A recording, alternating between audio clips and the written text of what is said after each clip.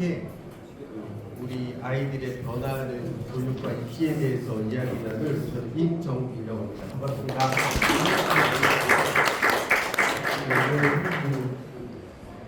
이런 자리에 제가 서게 된 게 되게 영광이고요. 그냥 편하게 말씀드리겠습니다. 어쨌든 많은 분들이 자녀분들을 두시고 계시면서 이제 교육에 대한 관심이 많으시잖아요. 그런데 요새 교육이 굉장히 빠르게 변화하고 있거든요.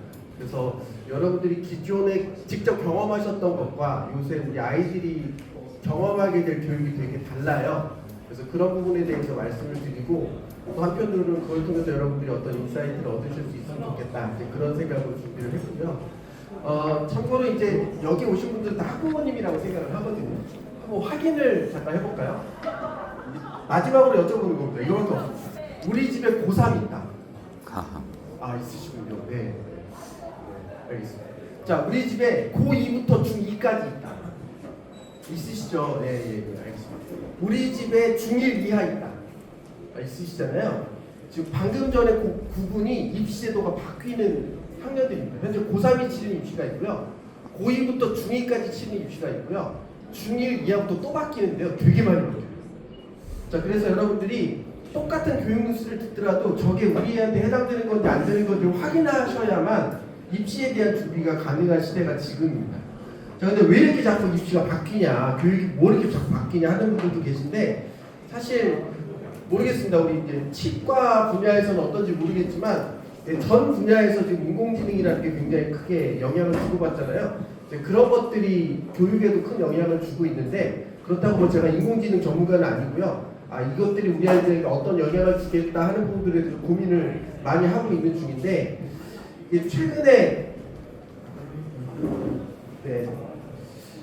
최근에 나오는 여러 가지 얘기들을 보면 인공지능에 대한 고민들이 많아지는 건 사실입니다. 지금 가장 큰 이슈는 이제 이란 전쟁이잖아요. 근데 2월 28일 날 이란 테헤란의 어떤 주택으로 검은 세단이 쓱 들어가고 있었대요. 근데 우주에서 미국 민간 기업인 인공위성이 그 사진을 탁 찍었답니다. 그리고 그 찍은 사진을 국방부로 보내요. 근데 지금 미국 국방부가 AI 퍼스트 그래서 인공지능 중심으로 이제 국방부 시스템을 바꿔가고 있는데 그 대표적인 게 여기 보시면 이제 팔란티어라는 회사에서 메이븐 스마트 시스템이라고 그러니까 인공지능이 잘 돌아가는 플랫폼을 만들어 놨습니다. 그러니까 요새 인공지능을 쓸 때 가장 문제가 할루시네이션이잖아요. 거짓말을 그럴듯하게 하는 거. 근데 그 거짓말을 그럴듯하게 하는 거는 이제 얘들이 학습하는 데이터에 진짜도 있고 가짜도 있고 다른 것을 끌고 와서 이런 문제가 생기기 때문에 팔란티어가 그러니까 우리 회사면 우리 회사에 꼭 필요한 진짜 정보만 딱 가둬놓고 요 안에서 인공지능이 놀게 할 겁니다. 이제 할루시네이션이 안 생길 것이다. 그리고 조금 더 구체적으로는 그 정보에 명사와 동사, 객체와 동사를 이렇게 정의를 내려서 각각의 객체 사이에서 어떻게 이 동사들이 움직이는지를 인공지능이 학습하게 한대요. 그러면 굉장히 정확도가 높아갈 수 있고 그런 플랫폼을 팔란티어라는 회사가 이제 짜준 겁니다. 그리고 그 안에 클로드라는 인공지능이 놀기 시작하는 거예요. 근데 거기에다 그 사진을 딱 집어넣었더니 이 클로드가 그 세단에 이란의 최고 지도 하메이니가 타고 있을 확률이 95%다. 요걸 딱 계산해내고 그거를 정보를 딱 제공했더니 최고 의사결정자인 트럼프가 공격 승인을 내렸고 이스라엘에서 비행기가 떠서 그 주택 주변을 빰 해서 40여 명의 이란 최고 정치 지도자들이 한 번에 그냥 끝난 거거든요. 그래서 이제 전쟁이 시작했는데 이 일이 일어나고 나서 이제 모든 사람들이 야 이거 전쟁에까지 인공지능이 쓰는 게 맞아 뭐 이런 얘기를 하던 차에 여기에 참여했던 클로드의 대표가 이제 나 국방부하고 사람 못하게 됐다 이런 얘기를 했어요. 왜 못하게 됐냐? 이 클로드가 국방부랑 이런 계약을 하면서 전제 조건이 많은 사람들의 사찰을 무제한적으로 하는 것은 안 된다. 두 번째는 살상과 관련돼서 인간의 판단 없이 스스로 결정 내리는 것까지는 안 된다. 이렇게 전제 조건을 걸었는데 국방부가 야 그것 좀 이제 넘어가자 뭐 이런 식의 요청을 해서 클로드가 거절했고 그래서 이제 정부와 관련된 모든 사업에서 클로드가 배제되고 있어요.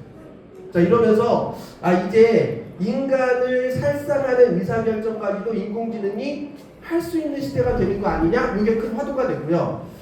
그러면서 이제 이 기술의 발전이 인간의 통제를 넘어가는 것이 아닌가 하는 고민이 되기 시작한 거죠. 근데 이제 전쟁뿐만 아니라 이 모든 산업에서 이런 것들이 그 영향을 미치고 있는데요. 요 내용도 클로드라는 회사가 또 영향이 있는데, 클로드 코드라고, 클로드라는 회사에서 이제 코딩을 막 해주는 그런 프로그램을 만든 거예요. 그러면서 뭘 홍보했냐면 이 코볼이라는 언어의 현대화가 가능하다, 이걸 강조했습니다. 근데 이게 무슨 얘기냐면, 이 코볼이라는 프로그래밍 언어가 한 지금부터 70년 전에 개발된 코딩 언어래요.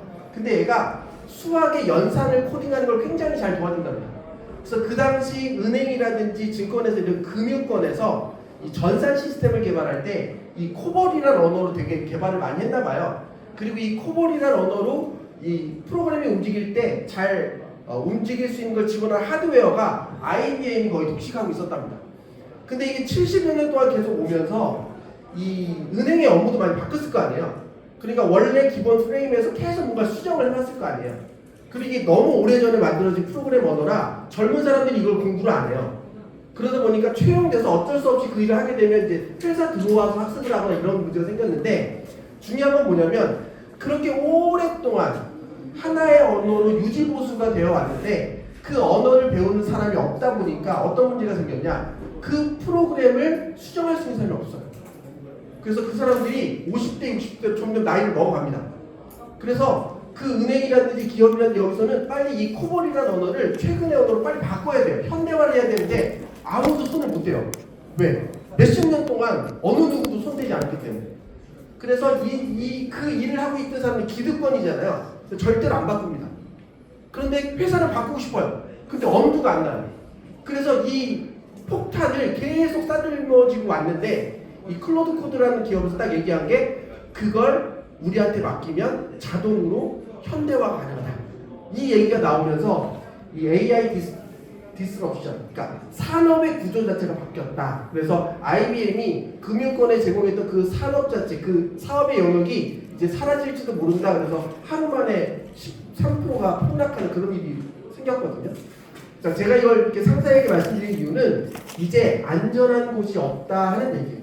그래서 요새 나온 용어로 잡포칼립스, 직업이라고 얘기하는 잡과 종말을 뜻하는 아포칼립스가 합쳐져서 이제 직업의 종말, 이런 얘기가 나오고 있는데, MIT가 작년 2015년 기준으로, 작년 기준으로 만들어진 인공지능 그 수준이 미국의 노동자의 12%의 일자리를 뺏어갈 수 있다, 이런 얘기를 하고 있거든요.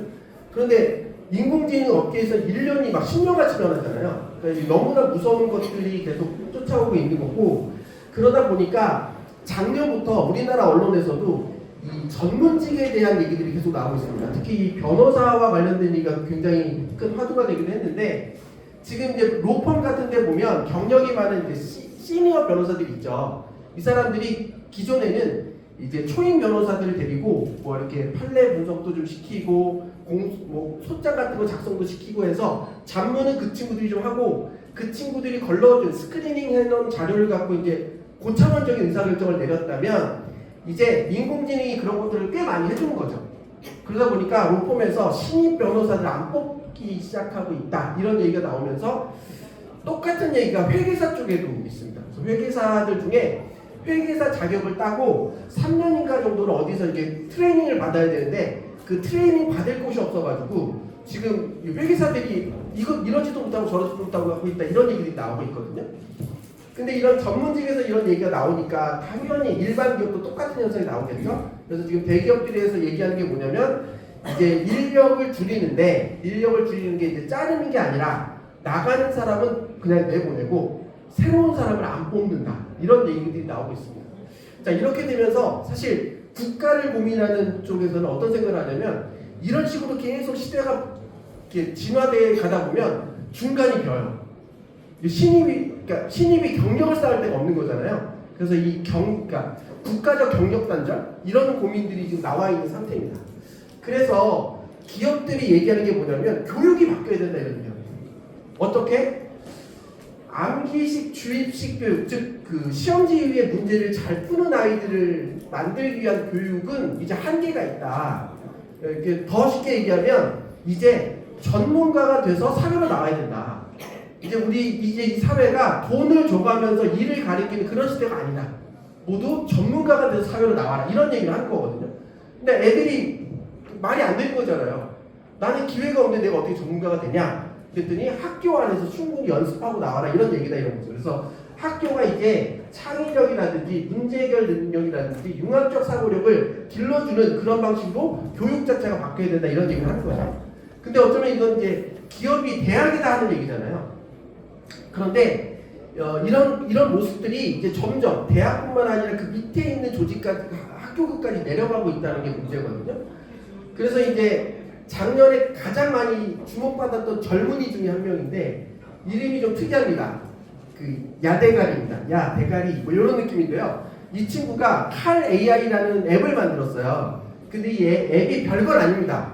음식물에 사진을 찍으면 얘가 몇 칼로리다라는 걸 이렇게 계산해주는 앱인데 원래 이런 앱이 많았는데 얘는 그 인공지능을 잘 다뤄서 포장지 상태로 찍어도 그것들을 분석해주고 여러 음식이 섞여있는 사진을 찍어도 그걸 분석해줘서 굉장히 정확도가 높았대요. 근데 이 앱을 만든 애가 얘인데요. 얘가 18살이었답니다. 그래서 보니까 이게 거들먹거리고 있잖아요. 여자친구를 사귀기 위해서 몸을 관리하다가 이 칼로리 계산을 해야 되는데 나에게 맞는 게 없다. 그래서 그 불편함을 직접 개발해가지고 이걸 출시했는데 1년 만에 매출액이 30억 정도 됐나봐요. 그래가지고 이제 전 세계에서 주목받으면서 스타가 됐는데 이 친구가 이런 식으로 스타가 될 수 있었던 거 뭐냐면 중학교 3학년 때 게임을 되게 좋아했나봐요. 그래서 자기만의 게임을 만들어서 그게 또 히트를 쳤어요. 그래서 중학교 3학년 때 자기가 만든 게임을 1억에 팔았대요. 그러니까 얘는 뭔가 불편함을 느끼면 자기가 프로그래밍으로 그걸 만들어내고 만들어서 사람들의 인기를 받으면 돈이 된다는 로직을 아는 거죠. 그래서 2년 뒤에 지금 이제 칼 AI라는 걸 만들어서 1년 만에 500억 좀 팔았어요. 또. 네, 그런 거죠. 18도 만들 수 있다. 안 해서 그런 거지 할 수 있다. 이런 거예요. 그래서 교육이 바뀌어야 된다. 자, 이런 똑같은 얘기를 전 세계 교육자들이 모여서 2015년도에 OECD에서 이런 얘기를 했습니다. 당시에 이세돌이랑 바둑둔 알파고가 막 나왔던 시대인데요. 그때 OECD가 에듀케이션 2030 프로젝트라는 걸 합니다. OECD는 경제개발기구잖아요. 경제를 얘기하는 데인데 거기서 교육을 논해요. 왜냐하면 이 변화된 시대에 우리나라의 인재들이 이 시대를 이해하지 못하면 우리나라도 한 방에 무너질 수 있는 거잖아요. 그런데 A라는 국가가 나는 이쪽인 것 같아, B라는 거 나는 저기인 것 같아 이렇게 서로 다른 방향으로 나아가다가 방향이 틀리면 다 망하는 거잖아요. 그래서 전 세계 교육자들이 다 모입니다. 그래서 전 세계 교육이 어디로 나아가는 게 맞을지 방향을 합의하자. 그래서 진행한 게 에듀케이션 2030 프로젝트고요. 어쩌면 제가 오늘 말씀드리는 전체 중에 이 하나의 장표가 제일 중요합니다. 그래서 이들이 2015년부터 2018년까지 3년 동안 열심히 연구한 결과가 이건데요. 그때의 결론이 이제 교육이 한 사람의 개인의 성공을 위해 기여할 수 있는 교육이 아니라 나와 사회의 공동 번영을 위해 기여할 수 있는 교육이 확장되어야 한다라고 강조하면서 학생 에이전시라는 개념을 가장 중심에 놔요. 이게 뭐냐면 이게 학문적 용어로는 학생 행위 주체성 이렇게 얘기하는데 쉽게 얘기하면 자기 주도성을 갖고 있는 인재를 길러내는 거 이거예요. 그런데 이제 자기 주도성 얘기는 많이 들었잖아요. 자기 주도 학습 엄청 많이 하는 얘기거든요. 근데 자기 주도 학습이 뭐예요? 이렇게 여쭤보면 스스로 공부하는 거예요. 이렇게 얘기하거든요. 그럼 자습일까요? 자습이랑 좀 다르잖아요. 그럼 독학인가요? 이것도 아니거든요. 그래서 자기 주도 학습을 설명하는 얘기 중에 가장 제가 명쾌하게 이해한 건 뭐냐면 내가 갖고 있는 자원과 에너지를 스스로 통제하고 조절하면서 학습할 수 있는 능력, 자기주도 학습 능력. 엄마, 나 국어는 혼자 할 수 있을 것 같은데 수학은 안 돼. 우리 집이 갖고 있는 자원과 에너지를 내 수학에 써줄래? 나 수학 과외시켜줘? 학원 보내줘. 내가 갖고 있는 자원과 에너지를 스스로 통제하고 조절하면서 학습할 수 있는 능력, 자기주도 학습 능력. 그럼 자기주도적인 삶은요? 내가 갖고 있는 자원과 에너지를 스스로 통제하고 조절하면서 삶을 살아갈 수 있는 능력. 이걸 길러주는 게 중요하다. 근데 이걸 길러주면 어떻게 돼요? 기초 기능이 모든 아이들이 있어야 돼요. 기초 기능. 기초 기능이 뭔데요? 말과 글로 다른 사람의 생각과 지식을 이해하고 내 생각을 말과 글로 설명할 수 있는 능력, 문해력. 두 번째, 세상을 숫자로 이해하고 숫자로 설명할 수 있는 능력, 수리력. 세 번째, 가치 없는 데이터 쪼가리를 모아서 아주 의미 있는 인포메이션, 정보를 만들어낼 수 있는 능력, 데이터 활용 능력. 네 번째는 이제 가치 있는 지식은 교과서보다는 유튜브에 많죠. 구글에 많잖아요. 그래서 디지털화 되어 있는 지식들 중에 나에게 필요한 것이 어딘지 발견해낼 수 있고 그 지식이 참인지 거짓인지 구분할 수 있으며 내 목적에 맞게 활용할 수 있는 디지털 활용 능력, 그리고 마지막 헬스, 건강, 자신의 건강을 다룰 수 있는 능력. 요 기초 기능이 있을 때 자기 주도성을 갖고 있는 일로 성장할 수 있다. 근데 문제는 뭐냐면 지금 멋있게 얘기했던 이 기초 기능은 과거 학교에서 다 했던 거예요. 문해력이 국어, 영어, 수학 이런 거잖아요. 수리력이 수학이고 데이터 리터러시, 디지털 리터러시 이런 게 정보 기술 뭐 이런 것들이거든요. 그런데 이제 요것들이 왜 중요하냐면 도구 과목이 있죠. 도구 과목. 내가 의사가 되던 변호사가 되던 농업을 하던 어떤 분야에 있던 과거에는 이거 국어, 영어, 수학만 알고 있으면 그 업의 본질을 내가 이해하고 성장하는 도움이 됐잖아요. 왜냐면 그게 교과서에 담겨있으면 국어를 알아 이해하니까. 근데 국어로만 공부를 하면 한계가 있으니까 영어를 하면 더 많은 정보를 얻을 수 있으니까.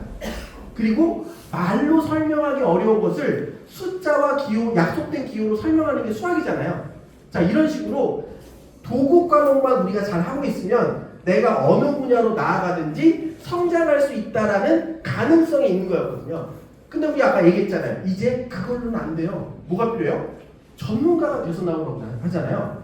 그래서 이 에듀케이션 2030 프로젝트 강조하는 핵심은 뭐냐면 이제 학교가 이 기초 기능에만 멀면 안 돼. 더 중요한 건 뭐죠? 기초 기능을 뛰어넘어 변화와 혁신을 만들어낸 역량까지 확장돼야 돼. 이걸 강조합니다. 그러면 변화와 혁신은 어떻게 만들어지느냐? 자, 우리가 살아가면서 맞은 어떤 문제를 기존의 방법보다 조금 더 빠르고 편리하고 효율적이고 값싸게 그 문제를 해결하면 변화와 혁신이 만들어지는 거잖아요.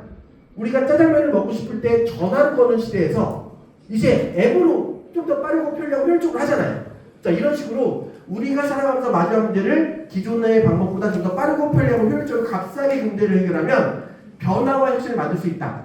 그래서 모든 학생들은 새로운 가치를 만들어낼 수 있어야 한다 이거예요. 두 번째, 우리 아이들이 살아가면서 어떤 마주한 문제를 이거 이렇게 해결하면 되겠는데? 아이디어가 났어요. 그래서 그걸 적용하려고 딱 해요. 그럼 엄마 아빠 항상 뭐라고 하죠? 야, 이 새끼 하던 대로 해. 너 이상한 짓 해 이러잖아요. 우리는 변화를 싫어해요. 그래서 하던 대로 하고 싶단 말이에요. 그래서 어떤 새로운 변화를 시도하게 되면 거기서 갈등이 생겨요. 그래서 그런 갈등과 딜레마를 지혜롭게 대처하지 못하면 변화와 혁신을 완성할 수가 없습니다. 그래서 이런 갈등과 딜레마를 대처하는 것도 매우 중요해요. 세 번째, 내가 마주한 문제를 이렇게 해결하면 될 거라고 생각했어요. 그리고 적용했는데 저항이 있어. 근데 그 저항을 잘 넘어갔어요. 그렇다고 해서 모든 나의 시도가 모두 성공하는 거 아니죠. 근데 많은 사람들은 성공하면 내가 잘한 거예요. 근데 실수하면 쟤 때문인 거예요. 그죠? 그래서 이렇게 좋을 땐 내 탓, 안 될 땐 남 탓하는 이 자세로는 그 경험으로부터 성장하기 어려운 거예요. 그래서 나의 선택에 따른 결과가 어떠하든 그 결과를 겸허히 나의 책임으로 받아들이고 인정할 때 그 경험으로부터 성장할 수 있다. 그래서 이제 학교는 기초 기능에 머물렀던 학교에서 벗어나서 변화와 혁신을 만들어내는 역량까지 학교 교육이 확장되어야 한다. 에듀케이션 2030 프로젝트. 자, 근데 우리 아이들이 갑자기 필 받았어요. 그래서 막 정치, 경제, 역사, 사회, 의료, 보건 모든 문제를 자기가 다 해결을 막 덤벼요. 그럼 어떻게 될까요? 번아웃이 와요.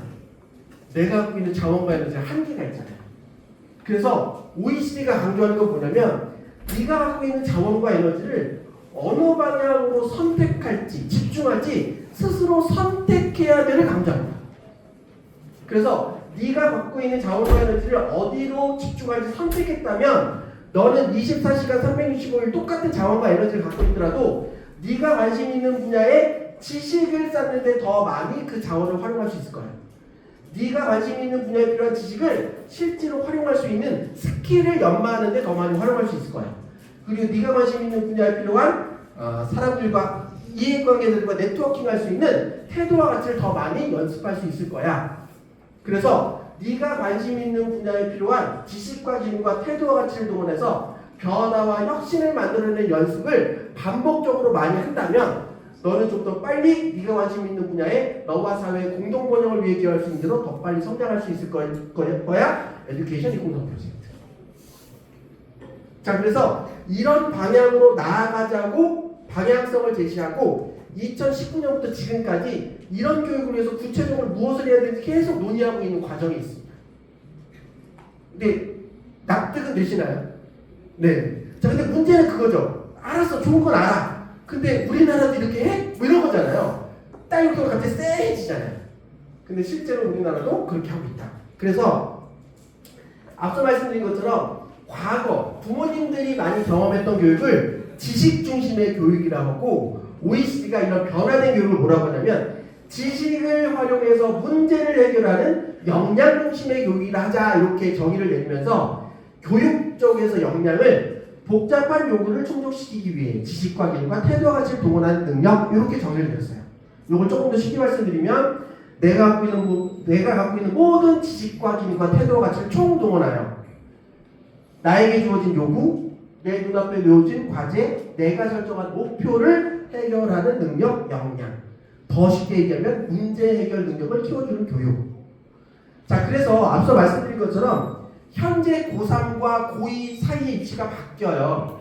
그래서 현재 고등학교 2학년 애들이 2017년 되면 고3이 되잖아요. 얘가 대학간 몇 학번이죠? 2018학번이죠. 그래서 우리 아이가 어떤 입시를 치러요? 그러면 우리 아이가 대학 갈 때 몇 학번이에요? 이걸 보시면 돼요. 그래서 현재 고2가 2018학번이 되는 애들이거든요. 그래서 2028년 입시가 아니에요. 2028 학년도 입시를 어떻게 바꿔야 되느냐의 논의에서 숭실대학교 입학처장이 이런 얘기를 합니다. 자, 전세교육은 4차 산업혁명, 인공지능, 빅데이터 등등등 불확실성이 확대되는 시대를 살아갈 겁니다. 그래서 전세계 교육은 역량함양 교육과정으로 바뀌고 있어요. 근데 그게 뭔데요? 새로운 맥락에서 마주한 문제를 해결하는 교육이요. 자, 그런데 이런 역량 중심의 교육은 학생들마다 자기가 전문가가 되고 싶은 방향이 다 달라요. 그래서 학생이 스스로 자신이 갖고 있는 자원과 에너지를 어디로 집중할지 주도적으로 선택할 필요가 있어요.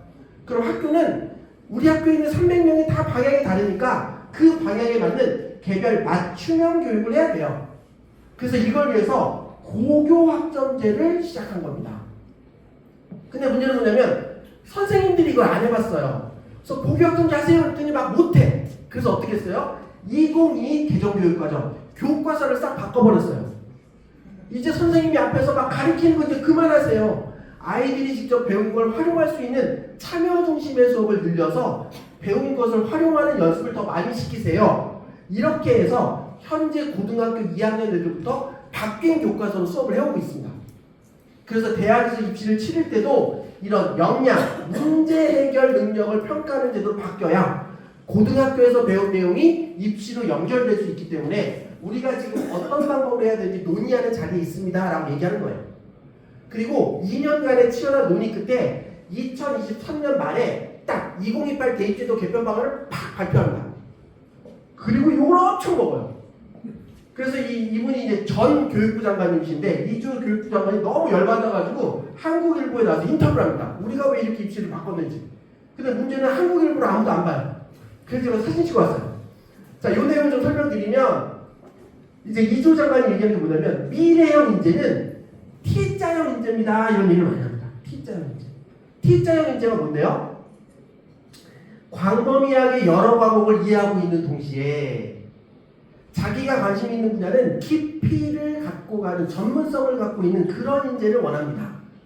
그런데 현재 고3이 치르는 수능을 보시면 문과일과 구분은 없다고 하는데 수학을 확통, 미적분, 기하 이렇게 선택해서 보게 하잖아요. 그리고 뭐 19개의 뭐 탐구 과목 중에 2과목을 고르는데 나는 자연계열입니다. 그럼 과탐을 고르고 난 인문계열입니다. 그럼 사탐을 고르는 약간 지식의 편식이 생겨요.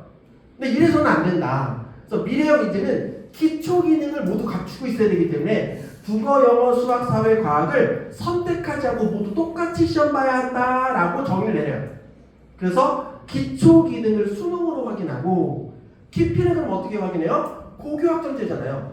고등학교 과목 중에 자기가 앞으로 살아갈 분야에 필요한 과목을 심화 과목을 선택해서 얼마나 깊이 있게 했는지 그걸 평가하는 제도로 바꾸려고 한 게 2028 대입제도 개편 방안입니다. 이렇게 얘기해요. 근데 기자가 똑똑해요. 근데 그렇게 준비했다가 입시도 바뀌면 또 닥쳤던 게 되는 거 아닙니까? 이런 질문을 합니다. 그랬더니 이 조장관이 뭐라고 하냐면 안 그래도 한 번 더 바꿀 거예요. 이런 얘기를 해요. 이게 무슨 얘기냐면 아까 얘기했던 것처럼 OECD가 지향한 역량 중심의 교육을 가기 위해서는 좀 많은 변화가 필요했거든요. 그런데 이 발표가 나오기 전까지 여러 가지 이제 공론화 과정이 있었는데 그때 너무 많은 반대를 경험한 거예요. 그래서 우리가 가야 될 건 저기 멀리 있는데 한 번에 가긴 어려우니 2028 대입제도 개편으로 반발만 갔어요. 이렇게 얘기해요. 그래서 뭐라고 하냐면 징검다리 입시입니다. 이렇게 얘기해요. 그래서 여러분은 잘 모르실 수도 있는데 대한민국 그 정부 조직 중에 국가교육위원회라는 게 있습니다. 혹시 들어보셨나요? 작년에 뉴스에 나왔어요. 근거부기를 받으셔가지고 그분이. 아니 국가교육위원회라는 게 있는데 이게 뭐 하는 데냐면 경제개발 5개년 계획 이거 들어보셨죠? 우리나라의 경제를 5년 단위 플랜을 짜서 나가는 거잖아요. 그런 것처럼 국가교육 발전 계획을 10년 단위로 짜기로 했어요. 왜 10년이냐? 정권이 5년마다 바뀌어도 이 국가교육을 안 바꾸겠다. 그리고 그걸 만드는 데가 국가교육위원회예요. 그래서 윤석열 정부가 들어서자마자 국가교육위원회가 세팅이 됐고 거기서 이제 이 제1차 국가교육 발전계획 발표를 했거든요. 근데 여러 가지 문제 때문에 시행착오가 있다가 작년 12월 말에 12월 3일에 이상한 일이 터졌잖아요. 재작년이구나 벌써. 그래서 그게 이제 싹 멈췄어요. 근데 어쨌든 그 국가교육위원회에서 2031학년도 입시를 한 번 더 바꿀 예정입니다. 이렇게 얘기해요. 근데 여기 1년 미뤄졌잖아요. 그래서 2032학년도 입시가 바뀔 거예요. 그럼 2032학번이 되는 건 누구냐? 현재 중1입니다. 중1부터 입시가 또 바뀌어요. 근데 여기서부터 많이 바뀌어요. 자, 그래서 그런 내용을 이해하셔야 되는데 아직 중1이 어떤 입시를 치를지 몰라요. 그런데 현재 고2부터 중2까지 어떤 입시를 치는지 보면 그 다음 스텝이 대충 보입니다. 자, 그래서 지금부터는 현재 고2부터 중2까지가 어떤 입시를 치를지 한번 설명을 드려볼게요. 자, 여기 보이시는 이 교과 편성이 크게 보면 현재 고등학교 애들이 3년 동안 배우는 교과목들이에요. 여러분 카테고리가 중요한데요. 잘 안 보이시겠지만 공통 과목이 있어요. 이거는 고등학교 1학년 때 배우는 기초 필수 과목이에요. 그래서 이게 뭐 국제고고, 외고고, 과고고 상관없이 고등학교 1학년이면 우리나라는 무조건 공통 과목을 다 배워야 돼요. 그런 다음에 2학년 때부터 본격적으로 선택 과목을 배우는데 선택 과목이 일반 선택, 진로 선택, 융합 선택 과목으로 분리가 되어 있습니다. 그럼 요 분리가 어떻게 되는 거냐면 과학을 보시면 이해가 쉬워요. 과학을 보시면 우리가 고등학교 올라가서 배우는 과학 그러면 물화생지 이렇게 딱 있잖아요. 그런데 공통과학은 물화생지 앞에 있어요. 그래서 공통과학은 뭐냐면 대한민국에서 고등학교 물을 먹었다 그러면 최소한 이 정도는 알아야 돼. 요 정도 물화생지의 기초를 모은 과목이에요. 그래서 어떤 분은 중3 때 배웠던 거 한번 정리하는 건데 이렇게까지 얘기하는 분이 있어요. 자, 그 다음에 선택 과목을 비로소 선택할 때 과학이라는 학문의 일반적인 갈래, 물화생지를 선택하는 게 일반 선택 과목이에요. 그런데 제가 물화생지를 다 배웠거든요. 근데 생명과학이 너무 재밌는 거예요. 그래서 생명과학의 심화 과목을 배우고 싶다. 요때 선택하는 게 진로 선택 과목입니다. 그래서 세포와 물질대사, 생물의 유전 이렇게 심화 과목이 있어요. 그 다음에 물화생지를 다 배웠는데 뉴턴이라는 과학자는 너무 신기해요. 막 지구과학에도 나오고 물리에도 나오고 화학에도 나와요. 그래서 뉴턴이라는 과학자를 제대로 알아보고 싶어요. 그래서 과학을 역사적으로 거슬러 올라가서 배워야 되잖아요. 그래서 과학이라는 학문과 역사라는 학문을 거슬러서 넘나들죠. 이렇게 교과균을 넘나들면서 배우는 게 융합선택 과목. 혹은 학교 안에서 배운 걸 학교 밖 세상과 연결시켜서 고민하는 것들을 배우는 게 융합선택 과목이에요. 그래서 과목의 난이도 쉽고 어려운 거 기준으로 보면 공통 과목이 제일 쉽고요. 그 다음에 일반 선택 과목이 쉽고요. 일반 선택과 비슷한 게 융합 선택 과목이고 제일 어려운 게 진로 선택 과목이에요. 그런데 여기에 파란색으로 표시되어 있는 게 수능 시험 출제 범위입니다. 자, 수능시험 출제 범위에 심화 과목이 있다 없다? 없다. 자, 그러면 대학에서 봤을 때 이 수능은 기초학습 능력을 평가하는 시험인가요? 학생들의 고차원적 사고력을 평가하는 시험인가요? 기초학습 능력을 평가하는 시험이죠.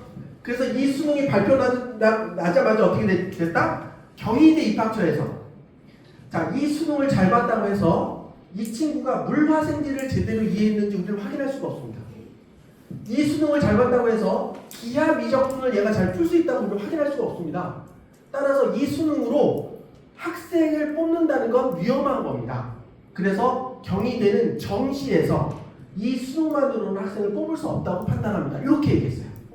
무슨 얘기다? 현재 고2 이하가 치르는 수능은 기초학습 능력 평가 시험이다.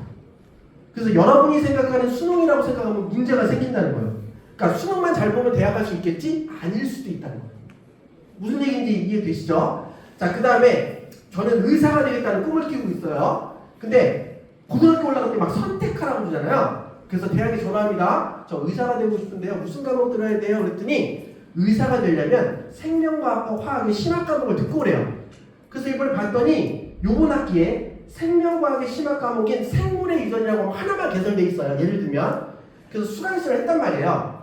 그러면 A라는 고등학교에 생명과학의 심화 과목을 선택한 애들은 기본적으로 의대, 약대, 치의대, 한의대 가고 싶은 애들 아닐까요?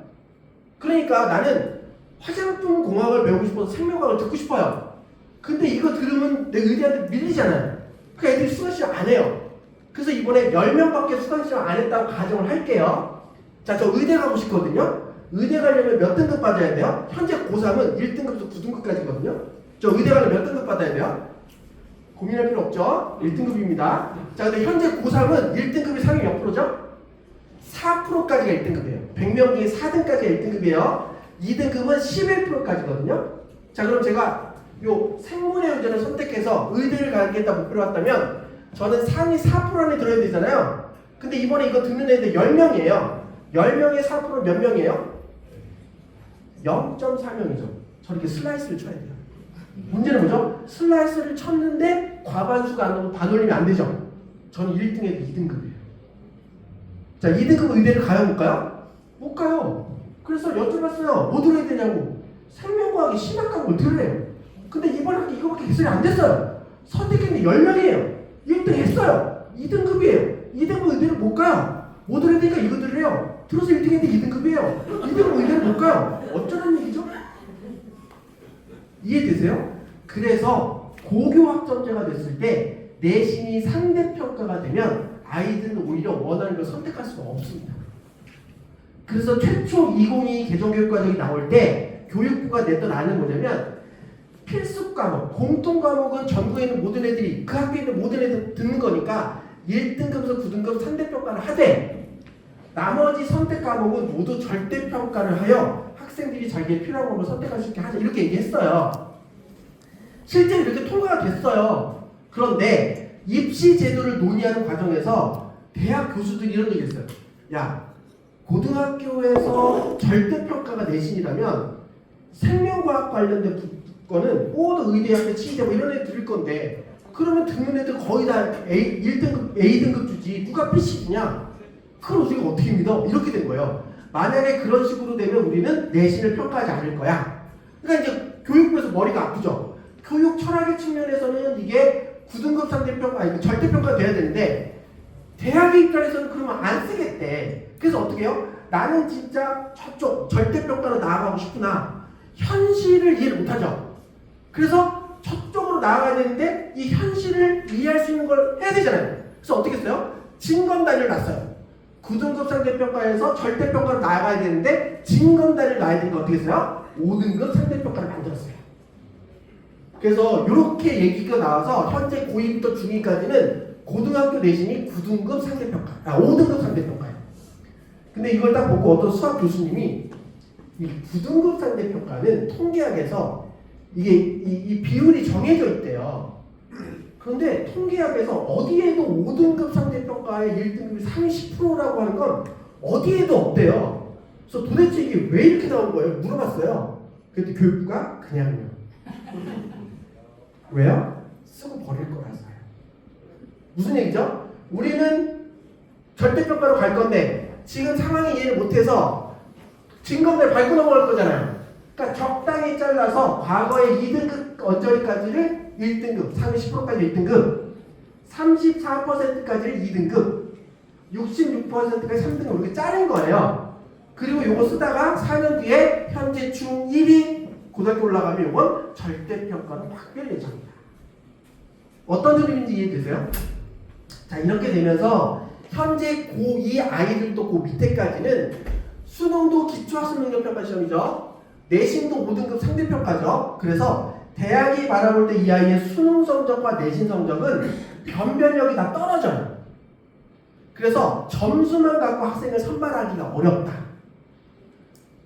그래서 서울대가 이런 혼란을 최소화시키기 위해서 2024년 정부가 딱 발표 바로 다음에 우리 고2 아이들이 고등학교 올라가기 전에 서울대가 어떻게 보면 미리 알려줄게를 발표를 했어요. 그래서 지금 입시가 이제 수시와 정시로 나눠지는 거 아시잖아요. 그래서 수시를 뽑을 때는 수능 최저 반영 안 해요. 왜? 기초학습능력평가 시험이잖아요. 서울대 올 정도면 다 잘할 거라 나 믿어요. 이런 거죠. 그리고 뭘 봐요? 고등학교 때 무슨 과목 선택했어? 너 지금 지원한 거하고 관련 있는 과목 선택한 거 맞아? 두 번째, 5등급 상대평가도 의미는 있어. 너 몇 등급이야? 세 번째, 학교에서 참여정신의 수업이 많았잖아. 그때 어느 정도 깊이까지 도전해봤어? 그리고 마지막, 학교 수업에서 네가 하고 싶은 거 다 못했지? 그럼 수업 외 활동, 동아리 활동, 진로 활동, 봉사 활동, 뭐 자율 활동 이때 어떤 문제를 어디까지 깊이까지 확인해봤어? 그래서 서류로 EBS 뽑고 나머지는 면접을 보는데 창의 융합 역량 평가라는 새로운 면접 시스템을 도입할 겁니다. 이렇게 얘기했어요. 그리고 정시에서도 1단계 수능으로 EBS 뽑은 다음에 이제 수능은 기초학습능력 평가시험이라 수능만으로 뽑을 수 없어. 어떻게 해요? 수능은 그래도 60점 반영해줄 거야. 나머지 40점은 무슨 과목 선택해 들었어? 그 과목은 내신 몇 등급이야?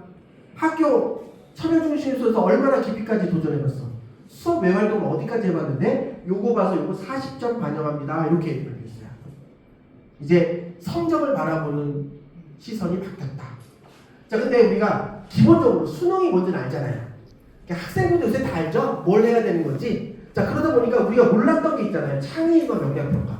도대체 이게 뭔데요? 그래서 1년 뒤 2025년도에 이런 식의 면접 예율을 발표를 했어요. 그런데 이제 서울대를 가는 방법이 이제 수시에서 두 가지가 있는데 하나는 학교장의 추천을 받아서 서울대 가는 전형이 있어요. 그걸 지역균형 선발 전형이라고 하거든요. 그래서 지금까지는 학교장이 2명 추천해줘요. 그런데 현재 고2부터는 3명 추천 가능합니다. 어쨌든 그 추천서를 받아서 가는 건데 요건 일반고 애들 뽑으려는 전형이에요. 그러니까 서울대 일반고 애들이 많이 안 가면 막 국회에서 막 혼내잖아요. 그래서 우리가 일반고 애들만 모아서 뽑을 겁니다 하는 전형이 요거예요. 그래서 요 지역균형 선발 전형은 학생부 기반 면접을 할 거예요. 네가 학교에서 뭐 했는지 보고 면접할 거야 이런 거고요. 요거 나머지는 일반 전형인데 이건 네가 특목고든 일반고든 상관없어. 다 모여서 같이 지는 거야 이거예요. 이때 면접 형태가 창의적 문제 해결 면접, 융합적 과제 수행 면접, 분석적 주제 토론 면접이라고 2025년도에 발표를 했어요. 근데 올해 초에 발표된 게 바뀌었어. 근데 그래서 이름은 중요하지 않아요. 개념적으로만 보세요. 그래서 융합적 과제 수행 면접은 뭐냐면 정답이 없어요. 정답이 없고 누구든지 정답이라고 얘기할 수 있는 자기 주장을 할 수 있는데 그 주장이 얼마나 논리적이고 설득력이 있느냐 이걸 보는 전형이고요. 이게 창의적 문제 해결 면접인데 이게 이름이 바뀌어갖고 이게 탐구적 문제 해결 면접인데 그래요. 요거는 정답이 있어요. 정답이 있는데 하나의 교과 지식으로는 해결이 안 돼요. 그래서 뭐 수학과 과학을 막 섞어서 이게 해결해야 되는 거예요. 그리고 마지막은 분석적 주제 토론 면접은 이것도 정답은 없는데 찬반이 있어요. 뭘 주장이 상관없어요. 근데 이 토론하는 과정에서 자기 주장을 어떻게 했느냐 이걸 보는 건데 예시가 있습니다. 한번 같이 해볼까요? 이게 제일 쉬운 예시예요. 자, 여러분은 물을 사서 드시는 분들이에요. 그런데 우리 집에서 500m 떨어진 편의점에서는 요 생수 한 병이 1,000원이에요. 근데 우리 집에서 4km 떨어져 있는 대형 마트에서는 요거 하나가 600원이에요. 근데 우리 집에서 12km 떨어져 있는 대형 창고 마트는 요거 하나가 200원이에요. 요게 이제 전제 조건이에요. 근데 또 하나의 전제 조건이 뭐냐면 여러분은 가치 소비자. 그러니까 내가 진짜 추구하는 가치를 위해서 돈을 쓰는 분이에요. 자, 지금부터 30분 시간 드릴 테니까 어디서 물 사드실지 결정하고 저를 설득시키세요. 시작. 네? 뭐 이런 거잖아요. 근데 어떻게 손을 먼저 들어요? 제가 먼저 하겠습니다. 그래서 어디서 사드실 거예요? 네, 저는 경제적 가치를 추구합니다. 돈이 제일 중요하고 이럴 수 있죠. 그래서 어디서 사드실 거예요? 했더니 창고형 매장이요. 왜요? 싸니까. 아웃? 이렇게 되는 거죠? 생각이 없어 보이잖아요. 그죠? 근데 옆에 있던 애가 아 저렇게 얘기하면 안 되는구나 생각했어요. 제가 하겠습니다. 딱 손 들었어요. 어떻게 했는데 저 역시 경제적 가치를 추구합니다. 어디서 살 거예요? 했더니 저는 경제적 가치를 할 때 생수의 가격뿐만 아니라 이동하는 데 필요한 교통비를 반영해 보겠습니다. 이렇게 얘기할 수 있겠죠? 그럼 여러분 교통비를 반영해서 계산할 때 어떻게 하시겠어요? 자, 별거 아닌 것 같은데 고민이 됩니다. 어디는 걸어가고 어디는 자가용 타고 이렇게 비교가 안 되죠? 통일시켜야 돼요. 어떤 기준을. 그래서 저는 아무리 가까워도 모든 곳을 자가용을 이용하겠다고 가정하겠습니다. 할 수 있겠죠? 그랬을 때 계산을 할 때 연비 같은 거가 나올 수 있겠죠? 제 차의 연비는 뭐 얼마나 가정하겠습니다. 그래서 1리터의 가격 기름값이 얼마라고 가정할 때 500m 갈 때 얼마 뭐 할 수 있잖아요. 그래서 그걸 넣어서 뭐 예를 들어 30개의 물을 살 때 할 수 있겠죠. 이 정도면 뽑을까요? 서울대인데? 야, 그 정도는 이건 하는 거 아니야? 뭐 이런 캬운동 할 거 아니에요. 옆에 있던 애가 여기서는 안 되는 거예요. 한 번 더 제가 하겠습니다. 당신은요? 저도 경제적 가치를 추구하는데요. 교통비를 계산할 때 자동차의 감가상각을 포함시켰습니다. 감가상각을 어떻게 계산하죠? 여기도 기획이 들어가야 되는 겁니다. 제 차는 40만 킬로를 달린다고 가정하겠습니다. 그때 이런 것 자동차 값이 4천만 원을 가정하겠습니다. 계산하기 편한 걸 가정해야죠. 그래서 계산해서 이거 넣었더니 이겁니다. 그때 옆에 있던 애가 돋보이고 싶어요. 저는 시간의 가치까지 느꼈습니다. 어떻게 해요? 저의 연봉을 얼마나 가정하겠습니다. 뭐 할 수 있잖아요. 그죠? 자, 가정을 넣으면 넣을수록 계산이 복잡해지죠. 그러니까 생각은 할 수 있으나 계산해서 풀어내야 될 거 아니에요. 역량을 봅니다. 이해되세요? 자, 그 다음은 정답이 있어요. 예를 들면 뭐 코로나로 세균과 바이러스 때문에 많은 사람들이 고통을 받고 있어요. 그래서 이 문제를 해결하기 위해서 여러 연구가 진행되는데 이 이슈는 뭐 생명과학, 물리, 다양한 과학 과목들이 적용될 수 있어요. 있다 치고 그래서 물리와 관심 있는 학생이라면 이런 거예요. 그래서 이런 것들을 분석할 때 원심 분리기가 활용될 때 여러 가지 뭐 바이러스, DNA, 단백질 등등등이 있고 각각의 반지름과 밀도의 차이가 이렇게 있습니다. 근데 원심 분리기에 적용되는 공식에서 반지름이 동일할 때 중력과 속도와 뜨고 가라앉는 속도를 봤을 때 정비례하는 관계가 있고요. 중력과 속도가 일정할 때 반지름의 크기에 따라서 속도는 제곱에 비례하는 이런 관계가 있다고 가정할게요. 그랬을 때 원심 분리기에 편행을 놓고 돌렸을 때 가장 먼저 뜨거나 가라앉는 건 무엇이겠습니까? 뭐 이런 걸 계산하게 하는 거죠. 그 다음 점점 심화 과목을 어려운 질문을 던지는 거예요. 이걸 면접 장소에 가서 30분 이내로 해서 논리적으로 답변을 하죠. 자, 주제 토론 면접 한번 볼까요? 이거는 실제 있었던 일인가 봐요. 어떤 그 텍사스 의과대학인데 여기서 이제 150명이 정원인가 봐요. 그래서 면접을 봐서 150명을 뽑았어요. 근데 의회에서 뭐가 바뀌어가지고 야, 200명으로 정원 늘려. 그래서 떨어뜨렸던 애들 중에 면접 봐서 다 떨어뜨렸어요. 근데 떨어진 애들을 모아서 50명을 더 뽑았어요. 그랬더니 심리학과 교수가 궁금한 거예요. 과연 먼저 뽑힌 150명과 떨어졌다 붙은 50명의 차이가 있나? 그리고 이 사람들이 학교에서 공부할 때 혹은 사회로 나갔을 때 의사로서 어떤 영향을 보이는지를 조사를 한 거예요. 결론은 차이가 없다. 질문 들어갑니다. 그렇다면 과연 대입 과정에서 면접은 의미가 있을까요? 당신의 생각을 얘기하세요. 왜요? 자, 필요 없다고 얘기할 수도 있고 필요 있다고 얘기할 수도 있겠죠. 근데 거기에 대한 근거가 필요하잖아요. 그리고 근거를 갖고 붙었을 때 상대방을 존중하는 태도 혹은 정반합을 통해서 어떤 합리적 결과를 도출해가는 태도 혹은 방법 이런 것들을 볼 수 있잖아요. 자, 그래서 이런 면접으로 일반적으로 학생을 뽑습니다. 아무나 못 와요. 이런 거죠. 이해되세요? 자, 그리고 이제 그거 있잖아요. 이제 서류 기반 면접. 그러니까 일반 면접 같은 경우는 우리 학교에 관심 있는 애들은 이 정도의 문제는 해결할 수 있어야 될 면접을 보는 거잖아요. 근데 서류 기반 면접은 뭐냐면 얘가 고등학교 때 했던 모습만 보고 평가를 해야 되는 거잖아요. 그러니까 조금 뭔가 이렇게 애매할 수 있다는 거죠. 또 많은 분들이 걱정하시는 게 학교 수준에 따라서 입결이 달라지는 거 아니냐 이런 고민들을 하거든요.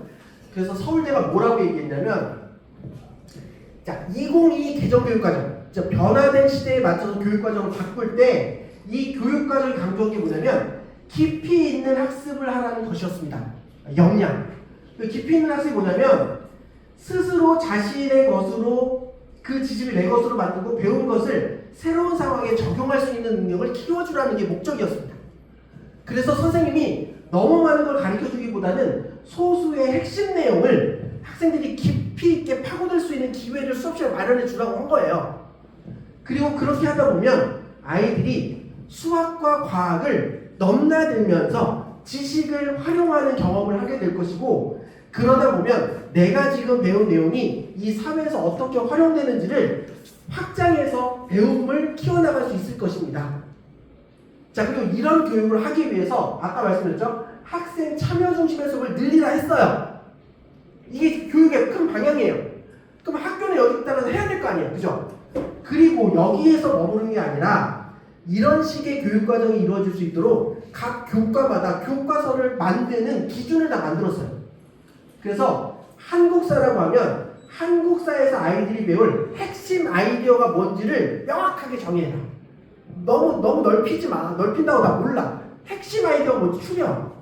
그리고 그 핵심 아이디어를 배우는 과정에서 수업을 다 마치고 한국사를 다 배우고 나서 이 아이의 머릿속에 무엇을 남길지 지식을 정리하고 이 수업이 끝났을 때 어떤 배움의 스킬을 몸에 장착할 건지 과정과 기능도 정의하고 이 수업이 끝나고 이 아이들의 가슴 속에 어떤 태도와 가치를 남길 것인지 그것도 정의해서 교과 내용을 편성하고 이 수업을 다 끝났을 때 아이들이 어떤 수준에 도달하면 좋은지 지식과 기능과 태도와 가치 관점에서의 성취 기준도 다 만들어 이렇게 교과서 만드는 기준을 만들었어요. 근데 제가 맨 처음에 OECD에서 역량을 뭐라고 정했죠? 나에게 주어진 복잡한 요구를 충족시키기 위해 지식과 기술과 태도와 가치를 동원하는 능력 이렇게 얘기했잖아요. 우리 교과서 안에 어떤 과목에 교과서를 만들 때 그 과목이 끝났을 때 학생들 머릿속에 어떤 지식, 몸에 어떤 스킬, 가슴에 어떤 태도와 가치를 남길지 정의해. 역량의 관점으로 교과서가 다 바뀌었다는 거예요. 자, 그리고 이건 한 교과의 문제라면 2022 개정교육과정 전체 총론에는 새로운 교육과정을 끝마쳤을 때 아이들이 심리적 감성 역량, 창의적 사고 역량, 지시적 모tor 역량, 자기관리 역량, 협력 소통 역량, 공동체 역량을 키우는 걸 목적으로 해요. 그래서 이런 교육과정을 학교 안에서 잘 따라갔다면 서울대 관점에서는 요걸 이런 식으로 피벗해서 평가할 겁니다. 그래서 요 역량은 다 여기 2022 개정교육과정에서 따라온 거예요. 그래서 우리는 종합적 사고 역량, 창의적 사고 역량, 지식탐구 역량, 자기관리 역량, 협력적 소통 역량, 공동체 역량으로 학생을 평가할 겁니다. 근데 중요한 건 뭐냐면 이 자기관리 역량이나 협력적 소통 역량이 그냥 나온 게 아니라 이 밑도 다 개별적인 하위 역량을 다 구성했고 이 개별적 하위 역량의 정의도 다 내렸어요. 그렇기 때문에 면접관이 서류를 기반으로 면접 질문을 할 때 이 하위 역량을 평가할 수 있는 질문을 할 수 있도록 예상 질문들을 다 이렇게 추려놨습니다. 그래서 저희가 하는 면접은 모든 것이 구조화되어 있는 면접입니다. 그래서 잘생겼다고 뽑는 거 아닙니다. 교육학적으로 정리된 구조화된 면접을 보고 있다는 사실 믿어주십시오. 이런 얘기를 하는 거예요.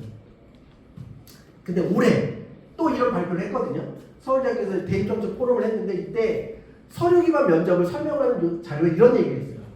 서울대 면접에서 추구하는 것은 경험의 경계를 넘어 발현되는 발산적 사고와 문제 해결 능력과 그리고 학문 후속 세대로서의 종합적 역량을 평가합니다. 여기에서 그동안 안 나왔던 단어가 나왔어요. 학문 후속 세대로서의 역량. 이게 뭐냐면 우리가 어떤 찬반 토론하라고 딱 얘기할 때 혹은 과학적인 어떤 문제를 해결하려고 할 때 우리 아이들이 자기 생각을 편하게 얘기하는 경우가 많아요. 그런데 네가 얘기하는 근거가 뭐야? 그냥요. 당연한 거 아니에요? 이렇게 얘기하는 게 너무 많다는 거죠. 자, 그런데 우리가 학문의 관점으로 성장한다는 건 뭐냐면 이 주제를 나보다 먼저 고민했던 사람들 있잖아요. 나보다 먼저 고민했던 학문적 선배들이 어떤 고민을 했고 어떤 결과를 이 사회가 받아들이고 있는지를 내가 이해하고 그걸 이 문제에 적용할 수 있는 능력이 필요한 거죠. 그래서 거인의 어깨에 올라타야 되는 거잖아요. 그리고 거기에서 드는 문제가 있다면 그 거인의 어깨에서 한 발 더 점프업 하는 거잖아요. 그래서 나보다 그 문제를 먼저 고민했던 사람들의 흔적을 쫓아가지 않고 그냥 당연한 거 아니에요? 그냥요. 이렇게 얘기하는 건 학문을 하는 사람의 태도가 아닌 거죠.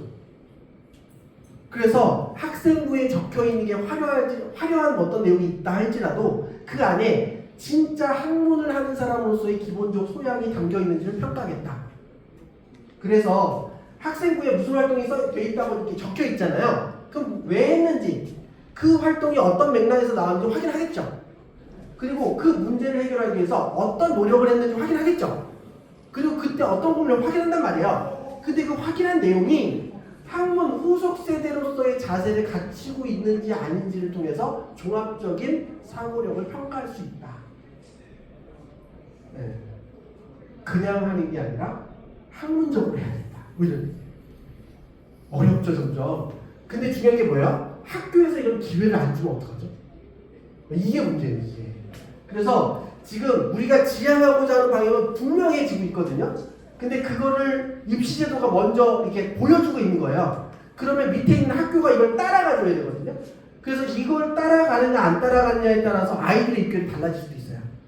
그래서 이걸 이제 구체화해서 서울대가 가장 먼저 현재 고의가 대학 활동을 이렇게 뽑을 겁니다 발표했거든요. 근데 이제 수시와 정시가 있을 때 서울대는 수시에서 내신으로 뽑는 게 없어요. 다 학생 종합전형이에요. 그래서 지역균형 일반전형 모두 서류를 1차 평가하고 2단계 면접으로 뽑습니다. 이런 거고요. 지금 고3은 정시에서도 지역균형이 있어요. 추천서 받고 지원할 게 있거든요. 이제 현재 고이부터는 정시는 없어졌어요. 왜? 기초학습능력평가 시험이고 우리 역량을 평가할 거니까 면접 보는 게 나아요. 이런 거예요. 일반고 애들 특히. 그래서 수능에서 일반 전형을 뽑는데 지금도 서울대는 교과 역량 평가를 합니다. 그러니까 서울대는 정부가 지향하는 바를 잘 따라가거든요. 그대로 가거든요. 그래서 지금도 수능 60에 학교생활기록부를 들쳐서 40% 반을 뽑아요. 그런데 지금 고3은 2명의 입학사정관이 ABC 3개 중에 하나를 평가해서 이렇게 채점을 해주거든요. 그러면 뭐 A, B, 뭐 B 뭐 이렇게 나올 거 아니에요. 그래서 6개 조합의 점수를 이렇게 하는데 그래서 너무 변별력이 없다라는 얘기가 있어요. 그런데 현재 고2부터는 A 플러스 A, B 플러스 B, C 플러스 C 뭐 이렇게 해서 총 6단계로 평가하면 조합이 21개로 세분화됩니다. 그래서 뭐라고 했냐면 이제 교과 역량 평가로 떨어져요. 뭐 이런 얘기 하는 겁니다. 자, 그 다음에 한양대도 발표했는데 한양대는 이 종합이 10% 정도만 반영하거든요. 학생부를 형식적으로 본다고 할 때 현재 고2부터는 40%가 늘어나고요. 종합은 거의 서류 기반인데 면접형은 면접인데 면접 없는 전형은 수능 최저가 있어요. 그리고 처음으로 논술 위주 전형의 학생부를 평가하기로 했고요. 정시에서도 학생부를 10% 반영해요. 그래서 이거 너무 적은 거 아니에요? 그랬더니 한양대 입학사정관이 한양대 정시로 오면 소수점 셋째 자리에서 점수가 갈려요. 10점 여기서 떨어집니다. 이런 얘기를 합니다. 그리고 건대도 교과에서도 교과평가, 학종은 당연히 평가, 논술에서는 문과이과 구분 없이 똑같은 시험을 보기로 했고요. 수능에서도 학생부 20% 반영. 자, 동국대도 동국대는 노골적으로 얘기한다. 저희 교과 전형은 서류 종합 30으로 뽑혀요. 이거는 의미 없어요. 이런 얘기예요. 실제로 이 지금 고2 아이들이 성적표를 보면 5단계 상대평가 있거든요. 상위 10% 1등급, 34% 2등급 이게 있거든요. 그 옆에 절대평가 5등급도 있어요. 성취도라고 해요. A, B, C, D, E. 그러면 성취도 A가 보통 일반 고등학교에 뭐 30% 넘거든요. 성취도 A를 받고 등급이 2등급이야. 그래도 만점이에요. 그래서 동국대는 교과도 종합입니다. 서류가 중요합니다. 이런 얘기 하고요. 수능 위주에서도 서류를 20% 뽑는데 굉장히 디테일하게 서류를 보기로 발표를 했어요. 자, 이런 식으로 현재 고2부터 입시는 성적과 더불어 학생부가 중요하다. 여기까지 이해되셨죠? 그러면 현재 중1 이하는요? 더 중요하겠죠? 근데 어떻게 바뀔지 몰라요. 그런데 올 초에 국가교육위원회에서 신문지를 도배한 일이 있었어요. 뭐냐면 수능을 5등급 절대평가로 한다. 이런 기사가 막 떴어요. 자, 이게 뭐냐면 윤석열 정부 때 국가교육위원회가 있었어요. 근데 이 국가교육위원회가 일을 잘 못했어요. 여러 가지 문제 때문에. 그래서 이번에 이재명 대통령이 되고 나서 국가교육위원회 구성원이 싹 바뀌었어요. 그런데 이게 한 번에 다 바뀌니까 앞에서 연구했던 게 전달이 안 되잖아요. 그래서 작년 9월부터 우리나라 교육의 중요한 화두들에 앞서 연구했던 국가교육위원들과 그 분야의 전문가들 모아서 팀을 짠 다음에 그 문제를 해결하기 위해서 어떤 방안이 필요한지 그들이 이렇게 발표를 했어요. 그래서 한 7개인가 8개 국가에서 발표를 했거든요. 발표한 걸 다 모아가지고 공교육 혁신 보고서라는 걸 딱 만들었어요. 그리고 이걸 시도교육청에 다 뿌렸어요. 자, 앞으로 국가교육위원회는 요 바탕으로 논의를 계속 진행할 겁니다. 그래서 여러분이 자세히 알고 싶으면 구글에서 공교육 혁신 보고서 이거 치면 나와요. 근데 여기에서 이제 우리의 관심사를 딱 몇 개를 보면 데이트들을 이렇게 바꾸는 논의를 하겠습니다. 이게 결정은 아니에요.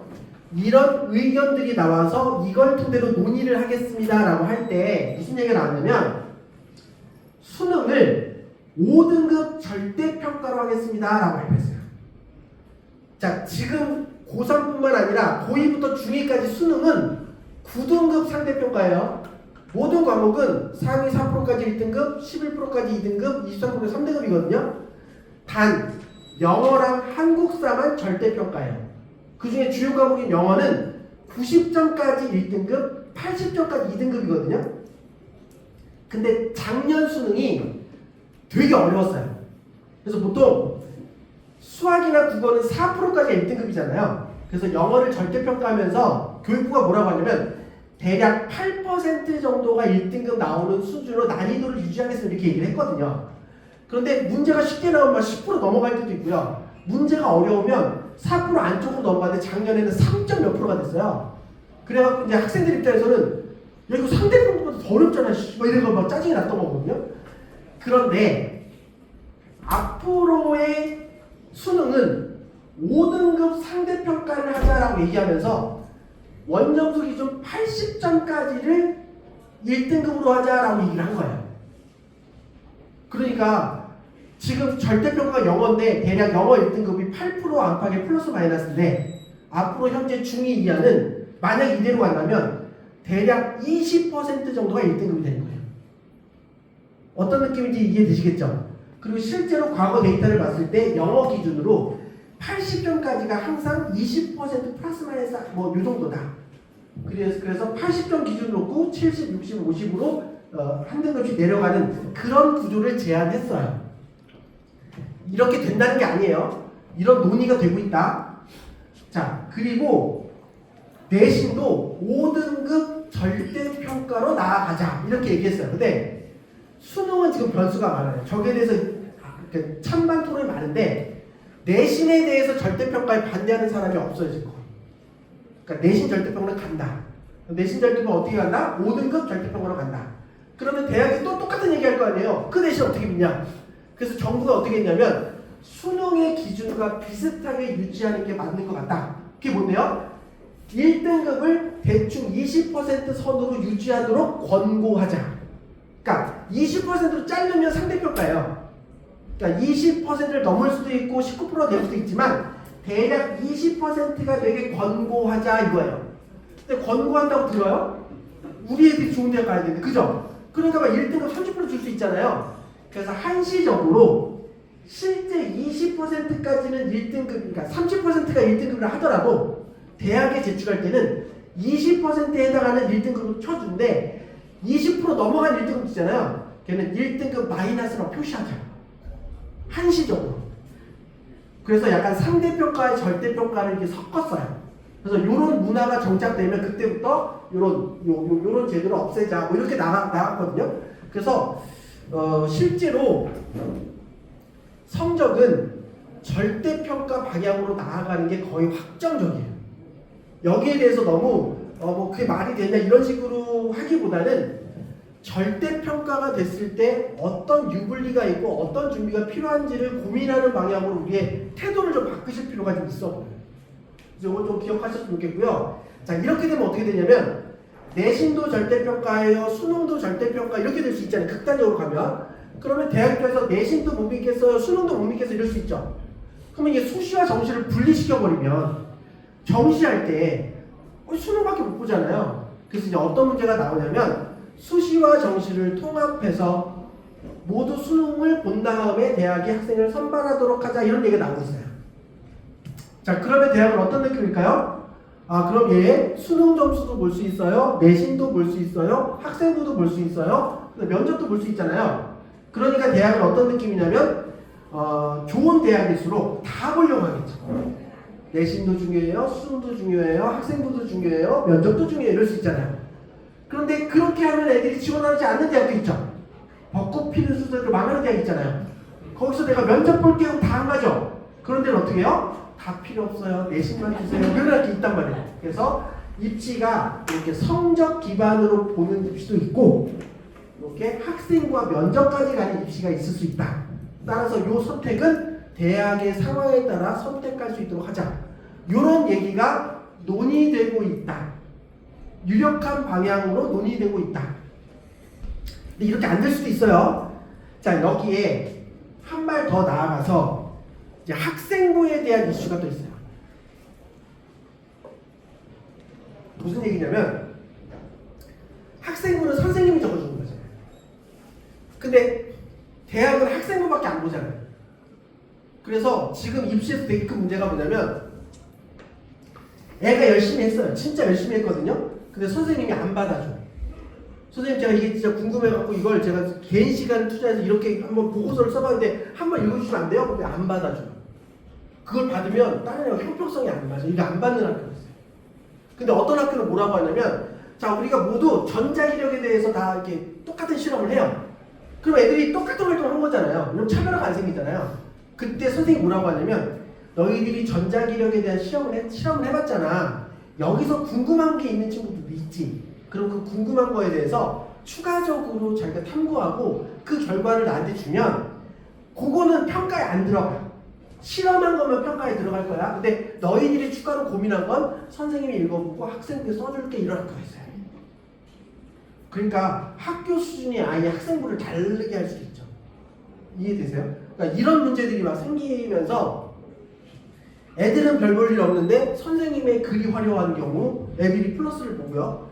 애들은 훈련하는데 선생님이 이상해. 그러면 애들이 피해를 봐요. 그래서 그런 문제가 있는 걸 알아요. 이제 학교도 알아요. 그리고 최근에 굉장히 큰 이슈가 뭐냐면 선생님들도 인공지능으로 학생부를 써주기 시작했어요. 그리고 얘가 뭘 했고 얘가 좀 태도가 어떠다고 생각해. 여기에 써주면 애가 인공지능 화려하게 써줘요.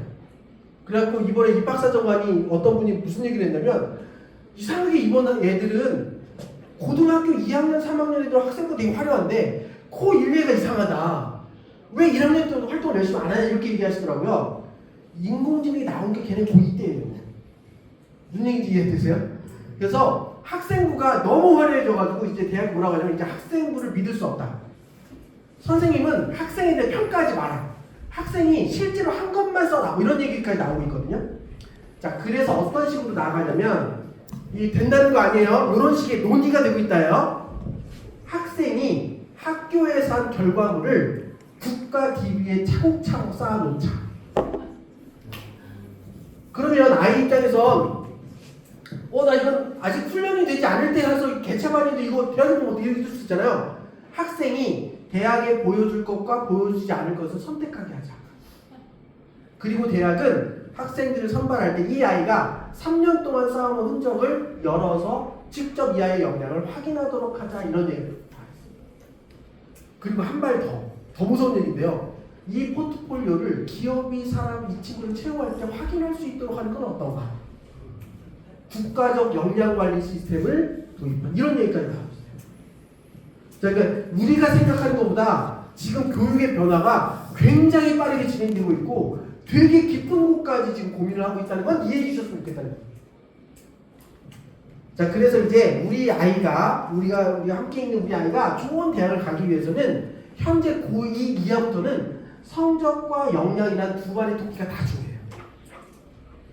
자, 이해되시나요? 자, 그럼 여기서 잠깐 질문 한번 드려볼게요. 자, 우리 아이가 좋은 학교를 가기 위해서는 성적과 역량 두 마리 토끼가 중요하거든요. 근데 이상하게 우리 아이가 고등학교만 딱 올라가면 그 똘똘한 애가 이상하게 삐꾸가 돼요. 내 맘 같지가 않아요. 그래서 얘가 막 엄마 나 시험은 너무 재밌는데 자꾸 발표하는 거 짜증나 죽겠어, 이런 애가 있고요. 엄마는 발표는 너무 재밌어, 나 근데 시험 없는 세상에 살고, 이런 애가 있어요. 그래서 엄마, 나 성적과 학생부 관리라는 두 가지 측면이 있을 때 하나만 더 집중하는 게 좋을 것 같아. 뭘 집중하는 게 좋을까? 라고 이렇게 물어봐요. 근데 여러분 둘 중에 선택해야 돼요. 둘 다 중요한데 어쩔 수 없이 하나만 고른다면 우리 애가 그런 고민할 때 나는 성적을 더 챙기라고 얘기하겠다. 끄떡끄떡. 그렇죠? 입시는 성적이죠. 그렇죠? 무슨 소리예요 지금? 여기까지 역량 중심에서 나간다 했잖아요. 나는 역량을 더 키우라고 얘기하겠다. 끄떡끄떡. 자, 있으시죠? 그죠? 자, 근데 지금 역량에 끄떡끄떡 하시는 분들은 입시를 다 실패합니다. 왜죠? 상위 10%도 들어가지 않은 아이의 학생부를 서울대는 보지 않아요. 상위 10%에 들어가지도 않는 아이의 학생부와 면접의 기회를 연대는 주지 않아요. 무슨 얘기죠? 성적의 변별력이 떨어졌잖아요. 그렇다고 해서 성적이 없으면 그 아이의 역량은 볼 필요도 없는 거예요. 그래서 변별력이 떨어졌지만 최소한의 자격 조건을 유지해야 돼요. 그래서 각 대학이 아마 살짝 언급할 겁니다. 아니면 입결로 보여줄 거예요. 그래서 우리 대학에 들어오려면 최소한 내신 전 과목이 몇 등급 이상 돼야 됩니다. 수능은 5과목에서 평균 등급이 몇 등급 이상 돼야 된다를 알려줄 거예요. 그 답이 나와요, 입결로. 그래서 그 조건을 넘은 상태에서 그 다음에 역량의 싸움이다. 그런데 성적이 되는데 역량이 없다면 같은 점수대에 있는 대학들이 한계가 아닐 거 아니에요. 그 여러 대학 중에 가장 밑을 가죠. 여러분 이게 농담처럼 하는 얘기인데 서성안의 끝자락에 있는 아이와 중경외시의 윗자락에 있는 애가 있어요. 누가 재수할까요? 중경외시 맨 위에 있는 애가 재수합니다. 왜요? 조금만 했으면 넘어갈 수 있었거든요. 무슨 얘기인지 알죠? 그러니까 같은 카테고리에 있을 때 요 밑에 있는 아이들은 뭐랄까 행복한 느낌 같은 게 있어요. 씨, 나 애도 얻어 걸렸어. 씨, 이런 느낌 있어요. 근데 여기 끝에 있는 애들이 제일 짜증나는 거거든요. 근데 요거 갈리는 게 뭐예요? 그게 성적이야. 그래서 성적으로 내가 가고 싶은 대학이 원하는 성적대를 만들어 놓고 그 카테고리 위에 올라가는 거 뭐가 결정한다? 역량이 결정한다. 그래서 쉽게 설명드리면 성적은 자격 조건, 역량은 합격 조건. 그래서 성적 준비를 잘해야 되는데 내신 관리 잘해야 되고요. 수능도 같이 잘해야 돼요. 내신과 수능을 같이 보는 시대. 그런데 그것만 보지 않고 상위권대학으로 가면 갈수록 서류를 들춰보고 면접까지 올라간다. 이 로직을 여러분들이 잘 이해하시는 게 매우 중요하다. 자, 그런데 그렇다면 성적과 역량이라고 할 때 역량을 어떻게 챙기냐? 성적은 대충 알잖아요. 하고 보내셔야죠. 자, 근데 성적은 어떻게 되는지 아는데 역량은 어떻게 되느냐? 그럼 이제 대학은 아이들의 면접 볼 때 뭘 물어보느냐? 너 왜 그 과목 선택했어를 물어보지 않겠어요? 너 그 과목 왜 선택했어? 그럴 때 이유를 얘기해야 되겠죠.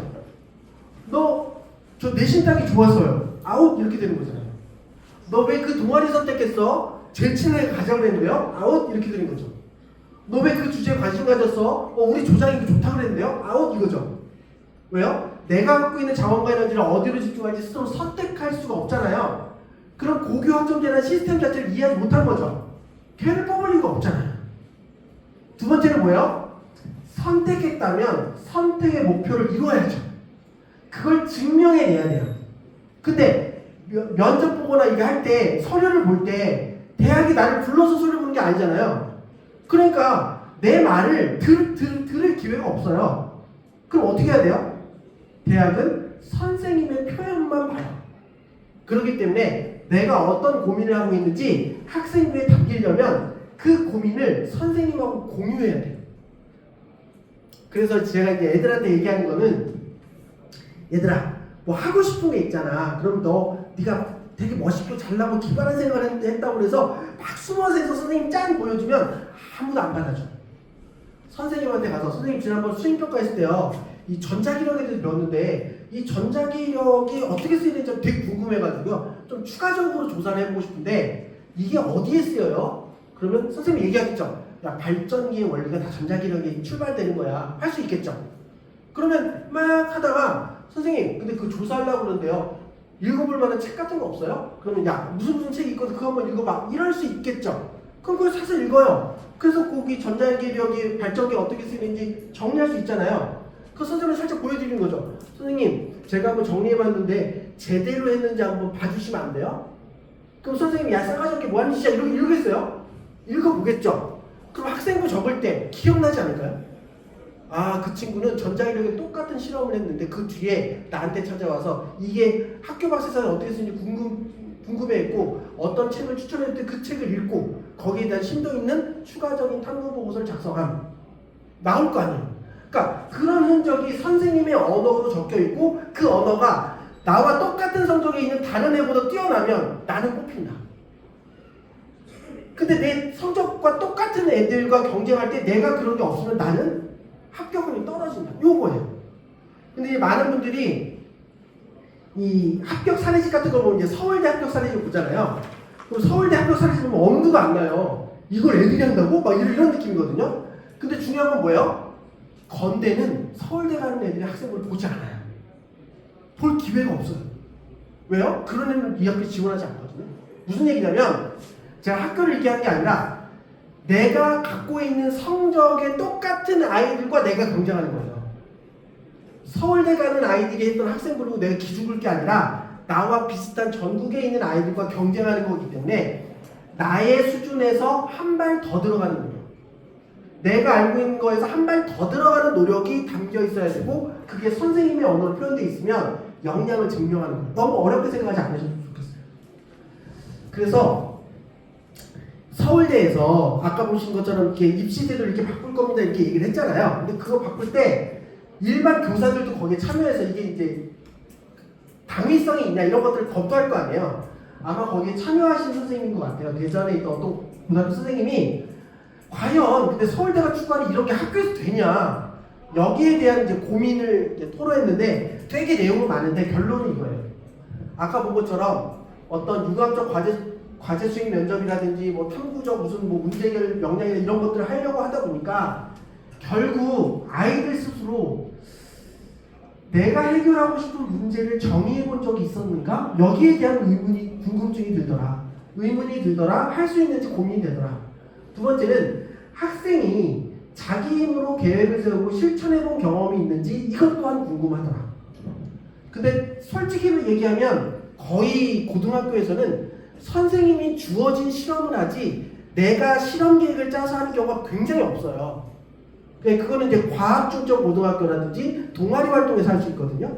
그러니까 이런 것들이 학교 안에 잘 깔려있지 않으면 이런 역량을 하기가 되게 어렵다는 거예요. 그래서 예를 보여준 겁니다. 근데 제가 학교에서 해보니까 하면서 보여준 건데 아이들하고 이제 얘기를 하다 보니까 모기가 많다는 거예요. 모기가 최근에 모기가 늘었다. 그럼 선생님이 얘기하겠죠. 이제 발문하는 거예요. 모기가 왜 늘었을까 갑자기 뭐 기후 변화 때문에 늘었어요. 뭐 이런 얘기 할 거 아니에요. 그런데 우리 연못이 지금 오염이 돼가지고 모기가 거기 알을 많이 낳아서 모기가 많다는 얘기가 나왔다는 거예요.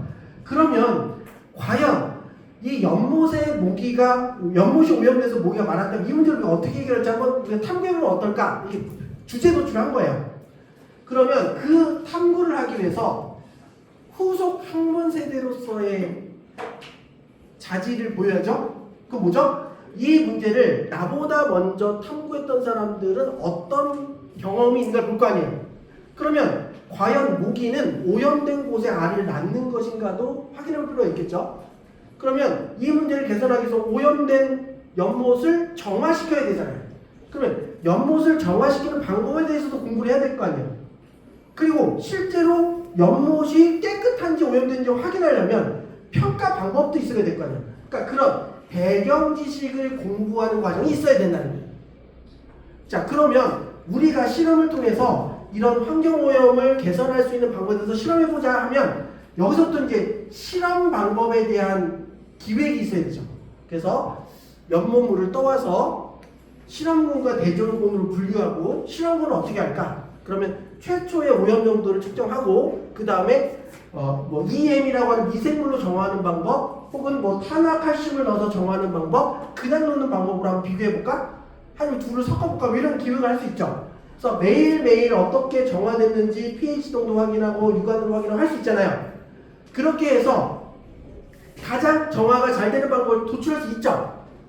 그러면 이 정화가 잘 됐다고 판단되는 그 정화된 물에서 과연 그러면 모기는 알을 안 낳는가? 이런 걸 확인할 수 있어야 될 거 아니에요.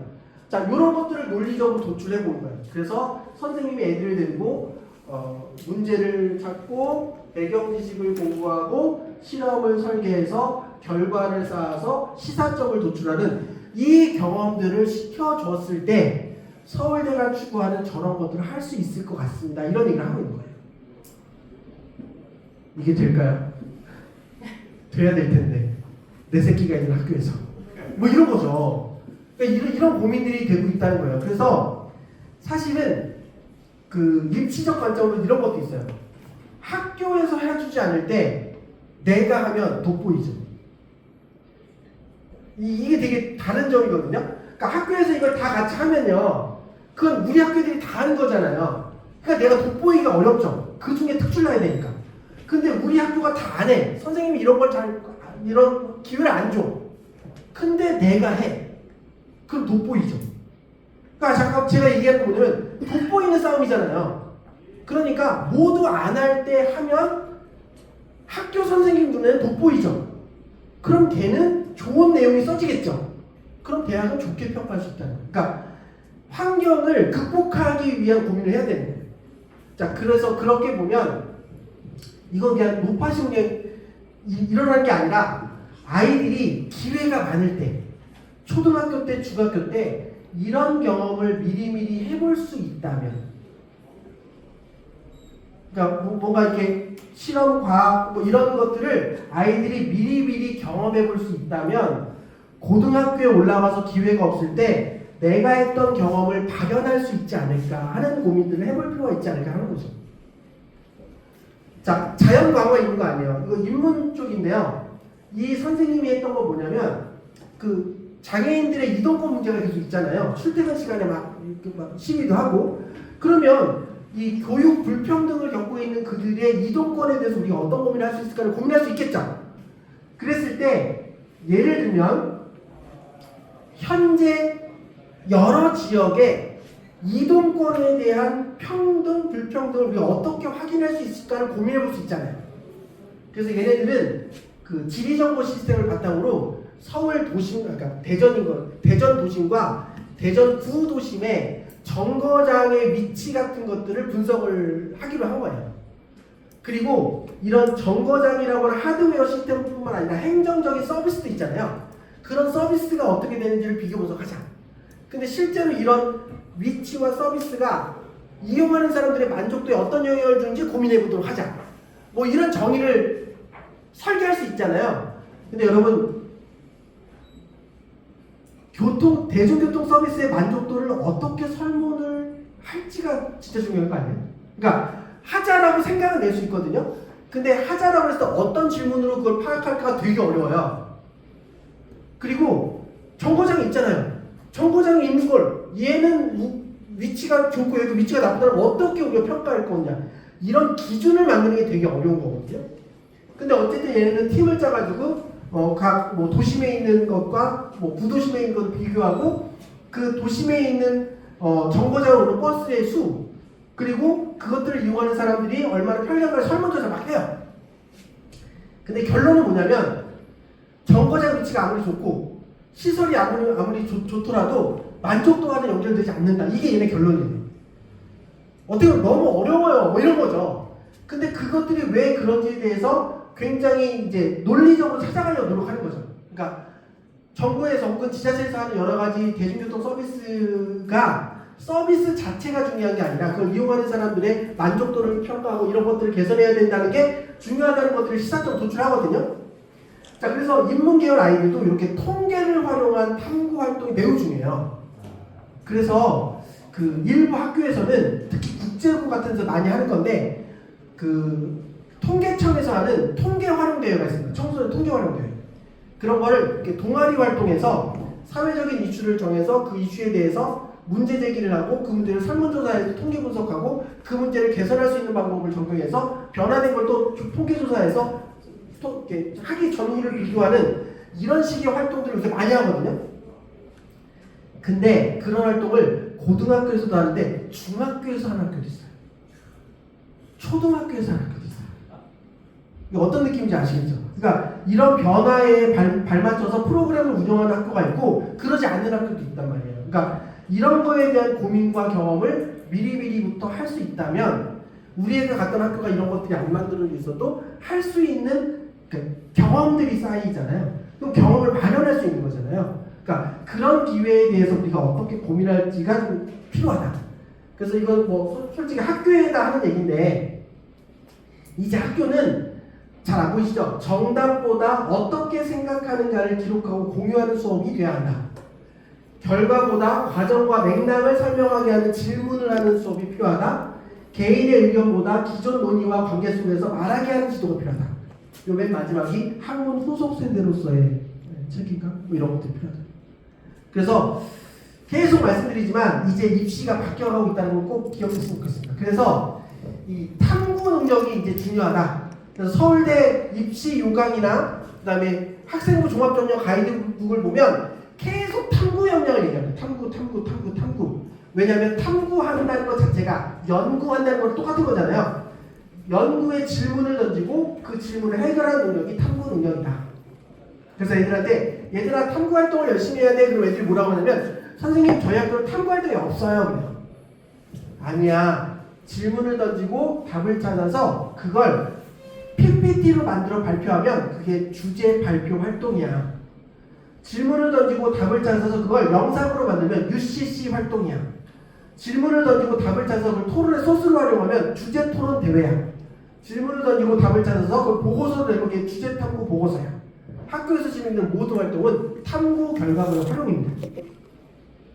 탐구 활동이 없는 게 아니라 우리 애가 안 하는 거예요. 그래서 그것들을 잘 챙겨주신 여러분 됐으면 좋겠고요. 그래서 잘하는 학교를 보여드려야 되잖아요. 이게 이제 용인 외대부에 작년 고등학교 1학년 애들을 평가하거든요. 이게 공통과학인데요. 지필고사, 중간고사, 기말고사 30점이에요. 100점 만점에. 중간고사 15점, 기말고사 15점. 70점이 뭘로 나와요? 수행평가로 나와요. 근데 수행평가가 뭐냐? 첫 번째는 실험 보고서 쓰는 거예요. 그러니까 실험의 프로세스를 제대로 이해하고 했는지 이게 중요하잖아요. 스킬. 두 번째가 뭐냐면 과학이랑 친해지는 발산적 글쓰기. 학교에서 배운 내용이 학교각과 어떻게 연결되는지 조사해서 탐구보고 쓰는 거예요. 세 번째는 수렴적 글쓰기. 자, 전자기력에 대해서 학교에서 배워도 한 3시간 정도 배운 거잖아요. 그걸로 전자기력이 끝나는 거 아니잖아요. 배우다 보면 궁금한 게 생기죠. 네가 배운 것 중에 궁금한 게 있으면 그거를 더 심층으로 깊이 들어가서 보고서 써. 네, 수렴적 글쓰기. 마지막은 뭐예요? 그러니까 문답식 평가. 그래서 너 이번 학기에 배운 것 중에 자신 있는 거 하나 정해서 그 친구들한테 발표. 그럼 전자기력에 대해서 막 발표해요. 그럼 친구들이 질문이다. 근데 친구들이 질문 안 해. 그럼 선생님이 막 송곳 질문. 그래서 그런 내용으로 수행평가. 자, 요런 식으로 한 학기를 보냈어요. 선생님이 학생들이 써줄 얘기가 많죠. 이봐, 성적으로 100점 그러면 성적 말고 쓴 적이 없잖아요. 근데 성적에 대해서 쓰면서 이 친구가 실험을 할 때 어떤 모습을 보였고 발산적 글쓰기와 관련해서 학교에서 배운 내용이 어떻게 사회에 쓰는지 심화 탐구를 했고 학교에서 배운 과정에서 어떤 곳에 질문을 넣어서 깊이 있는 추가 심화 탐구를 했고 마지막으로 자기가 알고 있는 내용을 친구에 발표하면서 친구들이 지금 도와주고 이렇게 쓸 수 있잖아요. 자, 거기에 더해서 용인 외대국어에는 소크라틱 디베이트 포럼이라는 게 있어요.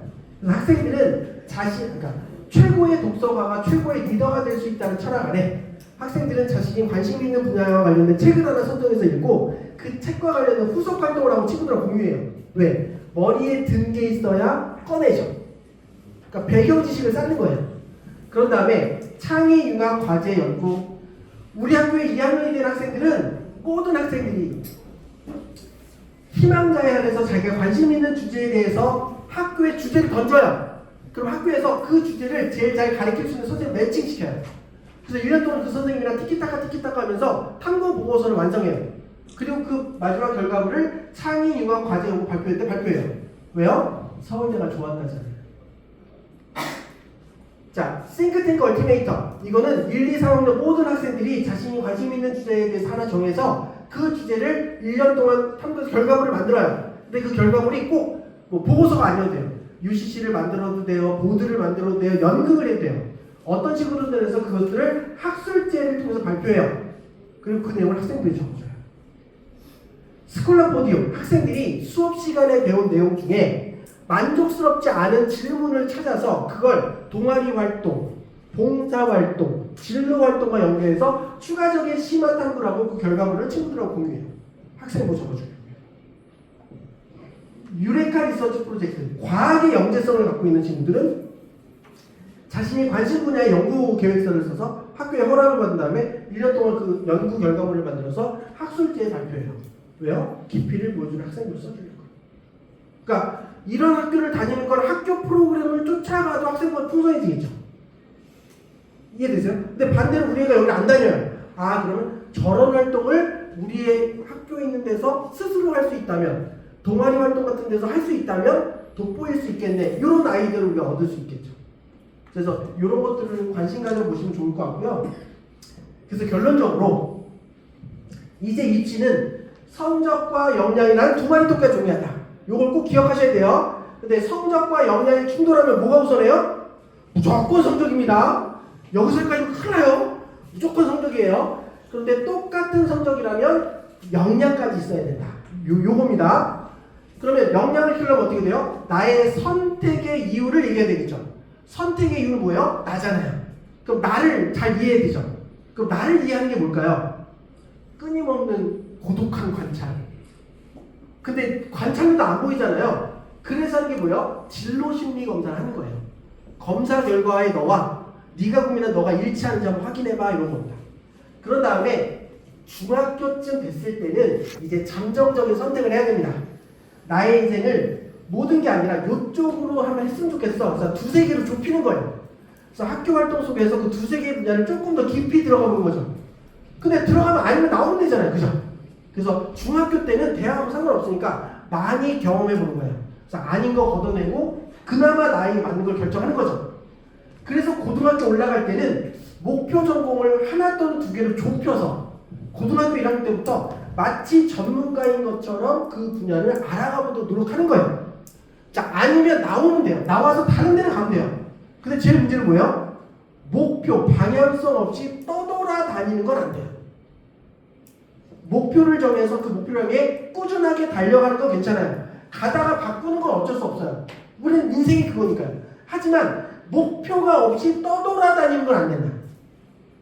그래서 중학교 때 충분히 연습시키시고 고등학교 올려보내시라. 요걸 말씀드리고 싶고요. 자, 근데 다 좋은 거 다 알아. 근데 내 새끼한테 꿈이 뭐야? 그럼 그냥요. 막 이래요. 그죠?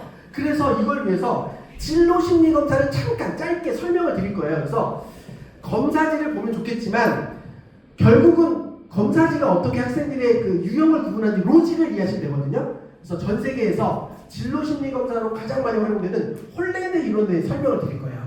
이 홀랜드 이론은 사람을 RIASEC 6개 코드로 구분해요. MBTI랑 비슷하긴 한데요. 이건 좀 다르긴 한 느낌인데 이 6개를 어떻게 구분하냐? 첫 번째, 육각형을 가로로 쪼개요. 그래서 아래쪽은 사람 지향적, 위쪽은 사물 지향적이에요. 자, 그럼 이거 어떻게 구분하는지 중요한데 쉽게 얘기하면 우리 애가 전학 갔어요. 모르는 사람이 가득 있는 공간에 우리가 앉아있어. 이때 우리 애는 사교성이 좋아서 먼저 다가가서 금방 친구를 사귈 것 같아요. 그럼 사람 지향적이에요. 우리 애는 숙기가 없어서 누가 이렇게 다가올 때까지 기다리고 되게 불편하고 있을 것 같아요. 사물 지향적. 요거 구분되시죠?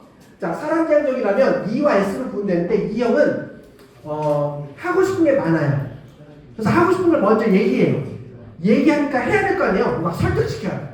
그래서 시간이 지나면 내 주변에 있는 사람 막 끌고 다니는 리더십 스타일 E형이에요. 반면 S는 사람은 좋아하는데 앞에 나서는 거 불편해요. 그래서 한 발짝 떨어져서 앞에 가는 애를 잘 도와주거나 제일 재밌는 거 옆에 있는 애 아껴주고 챙겨주고 사랑주고 사랑받는 걸 좋아한다? S형. 자, 여러분 주변에 누군가 아껴주고 챙겨주고 사랑주고 사랑받는 걸 잘하는 애가 있어요. 야, 너 커서 뭐하면 참 잘하겠다. 어떤 직업 떠오르세요? 사회복지사, 뭐 심리사, 보육기능 있는 선생님, 유치원 선생님, 초등학교 선생님 이런 떠오르잖아요. 우리 집에 전도사님도 S형 같아요. 네. 그 다음에 E형은요. 모든 조직의 머리가 돼야 되겠죠. 국가의 머리, 정치인, 기업의 머리, CEO, 법조계의 머리, 판사 뭐 이런 거예요. 자, 반면 위쪽은 사물지향, 사람이랑 안 친해요. 그래서 평상시 자기가 편안한 분위기로 뭐냐면 사람과 떨어져 혼자 있는 게 편안해요. 그 중에 I형은 핵심 키워드가 지적 호기심이에요. 머리 쓰는 걸 좋아해요. 그래서 남들과 떨어져 혼자 있을 때 궁금한 게 많아서 그 궁금증을 채우기 위해서 책을 봐요. 인터넷을 보죠. 그래서 모은 정보를 정리하고 모아서 나만의 결론을 딱 내고 씩 웃고 있다. I형. 어떤 직업이 어울려요? 평생 공부하셔야 되겠죠. 교수, 의사, 뭐 회계사, 교수, 의사, 그 다음에 뭐 연구원 이런 거. 반면에 I형은요, 남들과는 혼자 있는 거 좋은데 얘네는 머리를 쓰면 졸려요. 몸을 써야 돼요. 뚝딱뚝딱 손재주가 좋아요. 수공기업자 목수. 만들어진 걸 분해 조립을 잘해요. 엔지니어, 자동차 정비, 선박 정비. 만들어진 걸 조종을 잘해요. 파일럿, 카레이서, 항해사, 항공사. 혹은 직접 몸을 쓰는 걸 좋아해요. 프로스포츠 선수 이런 거요. 자, 이제 육각형을 세로로 쪼개보세요. 요번에 판정 기준은 평상시 안 하던 일을 해야 돼요. 처음 해보는 일이에요. 그 일을 할 때 어떤 식으로 접근해서 그 문제를 해결하는가 할 거예요. A형은 어떤 문제를 접근할 때 다른 사람의 생각은 중요하지 않아요. 나만 중요해요. 어떻게 해야 이게 재밌을까? 그래서 그 문제를 남들과 다르게 개성있고 자유롭고 창의적으로 접근한다. A형. 반면에 C형은 어떤 문제를 접근할 때 나는 중요하지 않아요. 나를 평가하는 평가자의 기준이 중요해요. 그래서 누가 정해진 틀에 맞춰서 반복적으로 꼼꼼하고 완벽하고 정확하게 하는 걸 좋아한다. C형. 자, 우리가 하는 직업 중에 매뉴얼이 있어서 매뉴얼대로 따박따박 하면 진짜 많은 직업 있죠. 뭐죠? 네, 공무원, 은행원, 회계사, 세무사. 네, 그래서 사무행정직 일이 잘 맞는다. C형. 남들과 다르게 개성있고 자유롭고 창의적으로 뭐가 있죠?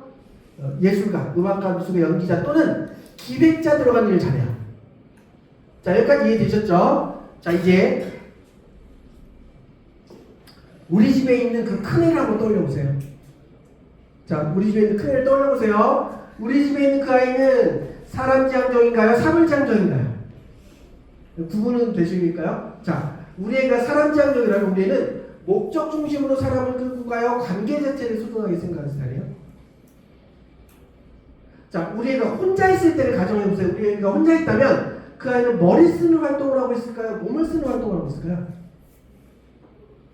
자, 우리 아이는 어떤 새로운 일을 할 때 나의 관점으로 접근해서 그 문제를 해결할까요? 타인의 기준에 맞춰서 해결할까요? 자, 우리 애를 떠올릴 수 있는 하나 또는 두 개 또는 세 개 코드가 있나요? 자, 그거 잘 기억하시고 메모해 두세요. 자, 이제 그 아이의 아버지를 떠올려 보세요. 자, 그 아이의 아버지는 사람지향적인가요? 사물지향적인가요? 자, 사람지향적이라면 목적 중심으로 사람 만나요? 관계 자체를 소중하게 생각하세요? 혼자 계실 때 머리 쓰는 스타일이실까요? 몸 쓰는 스타일이실까요? 어떤 일을 할 때 나의 기준에 맞춰서 하세요? 타인의 기준에 맞춰서 하세요? 자, 하나 또는 둘 또는 셋 있죠? 자, 이제 그 아이의 엄마 사람지향적이에요? 사물지향적이세요? 사람지향적이라면 목적 중심으로 사람 만나요? 관계 자체를 소중하게 생각하세요? 혼자 계실 때 머리 쓰는 일 좋아하세요? 몸 쓰는 일 좋아하세요? 어떤 일을 할 때 나의 관점이세요? 타인의 기준에만 쓰세요?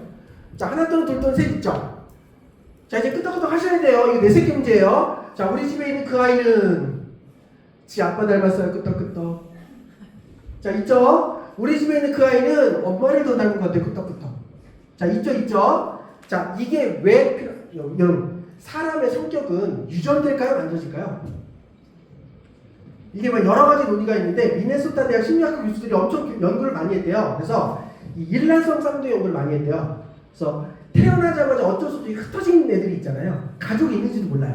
그래서 애들이 성인이 됐을 때 요 아이들의 성격을 누굴 닮았는가 조사를 했더니 이 아이의 성격이 자기를 낳아준 생물학적 부모를 닮았을까요? 양육한 부모를 닮았을까요? 네, 생물학적 부모를 닮았어요. 6대4. 그래서 성격은 유전된다. 그래서 내 새끼가 그런 건 다르기 때문이다. 이런 거죠. 그래서 이게 제가 이 말씀 드린 건 뭐냐면 결국 우리가 이 성향을 이해하려고 하는 이유는 그 성향에 맞는 환경에 있을 때 퍼포먼스가 좋다는 거예요. 그래서 우리 애가 동아리 들어갈 때 뭐에 들어갈지 고민을 하고 있을 때 방금 전에 끄떡끄떡 하신 분이 야, 너 왜 이렇게 고민이야? 나 동아리 결정했는데 뭐 해야 될지 모르겠어. 내가 볼 때 너는 이런 거 참 잘할 것 같은데, 그지? 나 그 두 개 중에 어떤 걸 할지 고민이야. 약간 이런 느낌이거든요. 근데 끄떡끄떡 안 하신 분이, 야, 임마, 넌 이런 거 해야지. 한 번씩 이런 거예요. 그래서 내가 어떤 선택을 할 때 어떤 것이 나에게 편한지 고민하면서 하는 선택이 필요하다. 이해되시나요? 그래서 우리 아이가 어떤 선택을 하거나 무엇을 할 때 여러분이 이쪽이 맞아 이게 아니라 왜 그거 선택했어? 물어보는 거죠. 그리고 그 선택의 이유가 자기로부터 출발한 선택인지 확인해 보시는 거. 그런 다음에 그 선택이 옳은 선택일 수도 아닌 선택이 있잖아요. 근데 왜 아니었을까를 고민해 볼 때 도움 주는 거. 그때 엄마가 봤을 때 너는 약간 사람지향적이라서 누군가 어울려서 함께 협업하는 게 더 좋을 것 같은 이런 이야기를 해줄 수 있는 게 좋은 거예요. 그래서 똑같이 비행기를 좋아하더라도 I형은 어떻게 하면 비행기를 더 잘 날게 할 수 있을까를 이론적으로 탐구하는 게 맞고 R형은 비행기를 조립하고 날려야 돼요. 이해되세요? 그리고 E형은 똑같은 활동이 있어도 경쟁이 있을 때 더 잘해요. 승부욕이 있는 스타일이야. 그런데 S는 경쟁이 치열하면 안쓰러워요. 자, 이런 아이들만의 특성을 여러분들이 보시고 선택을 도와주는 지혜로운 여러분이 되시면 좋겠다. 그래서 애들이 갑자기 선생님이 되고 싶다고 해요. 그때 우리가 할 일은 뭐예요? 왜 그런 선택했어? 질문. 그때 애가 그냥요. 그럼 우리는 어떻게 느끼는 거죠? 아, 얘는 자기로부터 선택하는 진로 성숙도가 없네. 아직 논리적으로 자기가 하고 싶은 걸 선택하지 못하는 이런 걸 이해하는 거죠. 그럼 이제 알려줘야 될 거예요. 근데 어떤 애가 나는 누구한테 뭘 알려주는 게 재밌어. 흥미. 근데 내가 알려주면 쉽대. 재능. 내가 뭘 좋아하고 잘하는지 알죠? 그렇구나. 근데 왜 수학이야? 나 국영수사과 중에 수학이 제일 재밌어. 아, 그렇구나. 근데 왜 한양대야? 그게 이건 왜 되겠네. 이런 거죠. 그래갖고 선생님 우리 애가 한양대 가고 싶대요. 한양대 갈 수 있는 성적 만들어주세요. 그 대신 우리 뭐 해야 돼요? 수학 선생님이 되기 위해서 너 어떤 고민을 하는 게 좋을까? 그러면 교육에 대한 철학을 같이 고민할 수도 있는 거죠. 어떤 선생님이 되고 싶은가? 그리고 교수 학습 방법론 같은 게 있잖아요. 어떻게 가르치는 게 효율적인가? 그런 걸 또 실천해 볼 수도 있잖아요. 또래 교사 활동 같은 거 해볼 수 있잖아요. 그거와 관련된 나보다 앞선 사람들의 고민을 책을 통해서 배울 수도 있죠. 자, 그런 것들을 할 수 있게 조력해 주시는 거죠. 근데 그거 경험했다고 다 선생님 되는 거 아니잖아요. 엄마 나 해봤더니 아닌 것 같아. 아, 그럴 수 있어. 그러면 다른 건 뭐가 있을까? 함께 고민해보자. 이렇게 계속 찾아갈 수 있는 조력자가 여러분 되셔야 돼요. 크면 다 알아서 하겠지. 안 돼요. 누군가 이 결핍이 있을 때 결정하는 겁니다. 결핍이 있을 때 선택하는 겁니다. 그래서 너무 방치하지 마시고 여러분이 조금 이렇게 올바른 방향으로 갈 수 있게 끌고 가는 이 안내자가 되실 필요는 있다. 이렇게 말씀드리고요. 그걸 위해서 우리가 관심 있는 직업은 어떤 직업인지, 전공은 뭘 배우는지, 학교 활동을 어떻게 해야 되는지, 실제로 그런 활동을 해서 대학 가면 어떤 활동을 했는지 이런 거 정보가 많거든요. 이런 것들 좀 찾아보시면서 우리의 아이에게 맞는 방향을 조금 조력해 주시는 여러분이 됐으면 좋겠다. 그런 내용 설명드리겠습니다. 자. 자, 조금 빨리 진행해서 지금 한 20분 전이긴 한데요. 어쨌든 준비된 내용 마무리하고 궁금하신 거 있으면 지금부터 한번 받아볼게요. 자, 앞서 계속 말씀드린 핵심 뭐죠? 이제 세상이 바뀌었다는 겁니다. 세상이 바뀌었다는 거. 그래서 이런 교육이 바뀌는 게 쓸데없이 자꾸 이상을 바꾼다 이게 아니라 세상에 맞춰가서 살아가는 아이들을 위해서 무엇을 가르치고 배워야 되는지 철학이 바뀌었다. 두 번째는 그걸 바꾸기 위해서 지금 인재 선발 기준이 바뀌어가고 있다는 거거든요. 그래서 입시적 관점에서는 성적과 역량이라는 두 마리 토끼가 매우 중요하다는 걸 꼭 기억하셨으면 좋겠습니다. 그리고 역량의 관점에서는 스스로 선택한 이유를 설명할 수 있어야 되고요. 선택한 목적을 달성했다는 걸 증명할 수 있어야 된다고 말씀드렸고요. 이 선택한 목적을 달성한 깊이는 탐구 활동으로 결정된다. 그런데 어떤 선택이 올바른 선택이에요? 내가 무엇을 좋아하고 무엇을 잘하는지 크로스 체크. 여러분, 흥미와 적성을 같이 비교해야 돼요. 좋아하는 건 내 문제인데 잘해야 돈을 주잖아요. 근데 많은 사람이 좋아하는 거 하려고 하잖아요. 그래서 그러니까 은퇴하신 분들 재교육할 때 좋아하는 거 하시면 안 돼요. 잘하는 거 해야 돼요. 이렇게 얘기해요. 우리가 요리를 좋아하거든요. 근데 개가물 만들 맛대가리가 없어요. 그럼 얘 요리사가 될 수 없잖아요. 잘하는 게 돈이 되는 거예요. 그래서 좋아하는데 잘 못하는 건 제일 먼저 버려야 돼요. 제일 큰 유혹입니다. 그래서 잘하는 것 속에서 좋아하는 걸 찾아야 됩니다. 자, 요런 것들 여러분 지켜주시고요. 그 방향을 찾았다면 학교 활동 속에서 어떻게 그 깊이를 만들어갈지 조력해 주시는 부모님이 됐으면 좋겠다. 그 내용을 말씀드리고 싶었습니다. 왜 이렇게 숨이 차죠? 어떻게 좀 도움이 되시나요?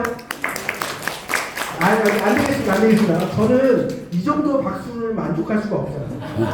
저희가 끝나고 또 저쪽 가면 또 저희가 또 설명회가 있거든요. 조금 에너지를 서로 주고받았으면 좋겠는데 어떻게 하냐면 제가 부탁드리면 환호와 함께 박수를 5초간 좀 쳐주셨으면 좋겠습니다. 알아요. 여러분 쪽팔린 거 알거든요. 근데 제가 부탁드리는 이유는 딱 하나예요. 여러분 오늘 내용 나쁘진 않았죠? 네. 요 내용이 여러분 점심 식사하고 나서 기억날까요? 안 날까요? 잘 나요. 찬바람 좀 다 까먹어요. 근데 우리가 기억하고 싶은 걸 오래 기억하는 방법이 있죠. 그게 뭐죠? 어떤 낯선 것과 기억한 것 그 기능을 연결하라. 여러분들이 오늘 하고 집에 가시잖아요? 그럼 오늘 집에 가서 개코를 보면 제 생각이 나요. 열리는 바퀴를 보면 제 생각이 난다고요. 그래서 오늘 좀 불편한 자리일 수도 있겠지만 이 자리에서 들었던 내용을 매주 되새김질 하셨으면 좋겠어요. 그러면서 여러분이 하실 거 뭐냐면 또 선택의 기회를 내가 뺏었네? 스스로 선택하게 할 거야. 요 반성을 계속 하시면 자연스럽게 가정의 문화와 선택한 아이로 변화시키는데 작은 단서가 될 수 있을 거라 생각되거든요. 그래서 한번 부탁드리려고 하는 겁니다. 기대해도 될까요? 불안합니다. 하지만 좀 가야 되기 때문에. 자, 그럼 마무리하겠습니다. 자, 오늘 제가 했던 한 2시간 좀 안 되는 시간이 세상을 바꾸는 얘기는 아닌데요. 오늘 여러분이 들으셨던 내용을 실천하기 시작하면 첫 번째, 스스로 선택하는 아이로 바꿀 수 있습니다. 두 번째, 아이가 스스로 선택하는 순간 오히려 여러분들은 아이로부터 자유를 찾을 수 있습니다. 그래서 스스로 선택한 여러분과 자유를 찾은 여러분들이 조금 더 행복한 가정을 만드는 데 도움이 되기를 바라면서 저의 시간을 여기서 마치겠습니다. 감사합니다.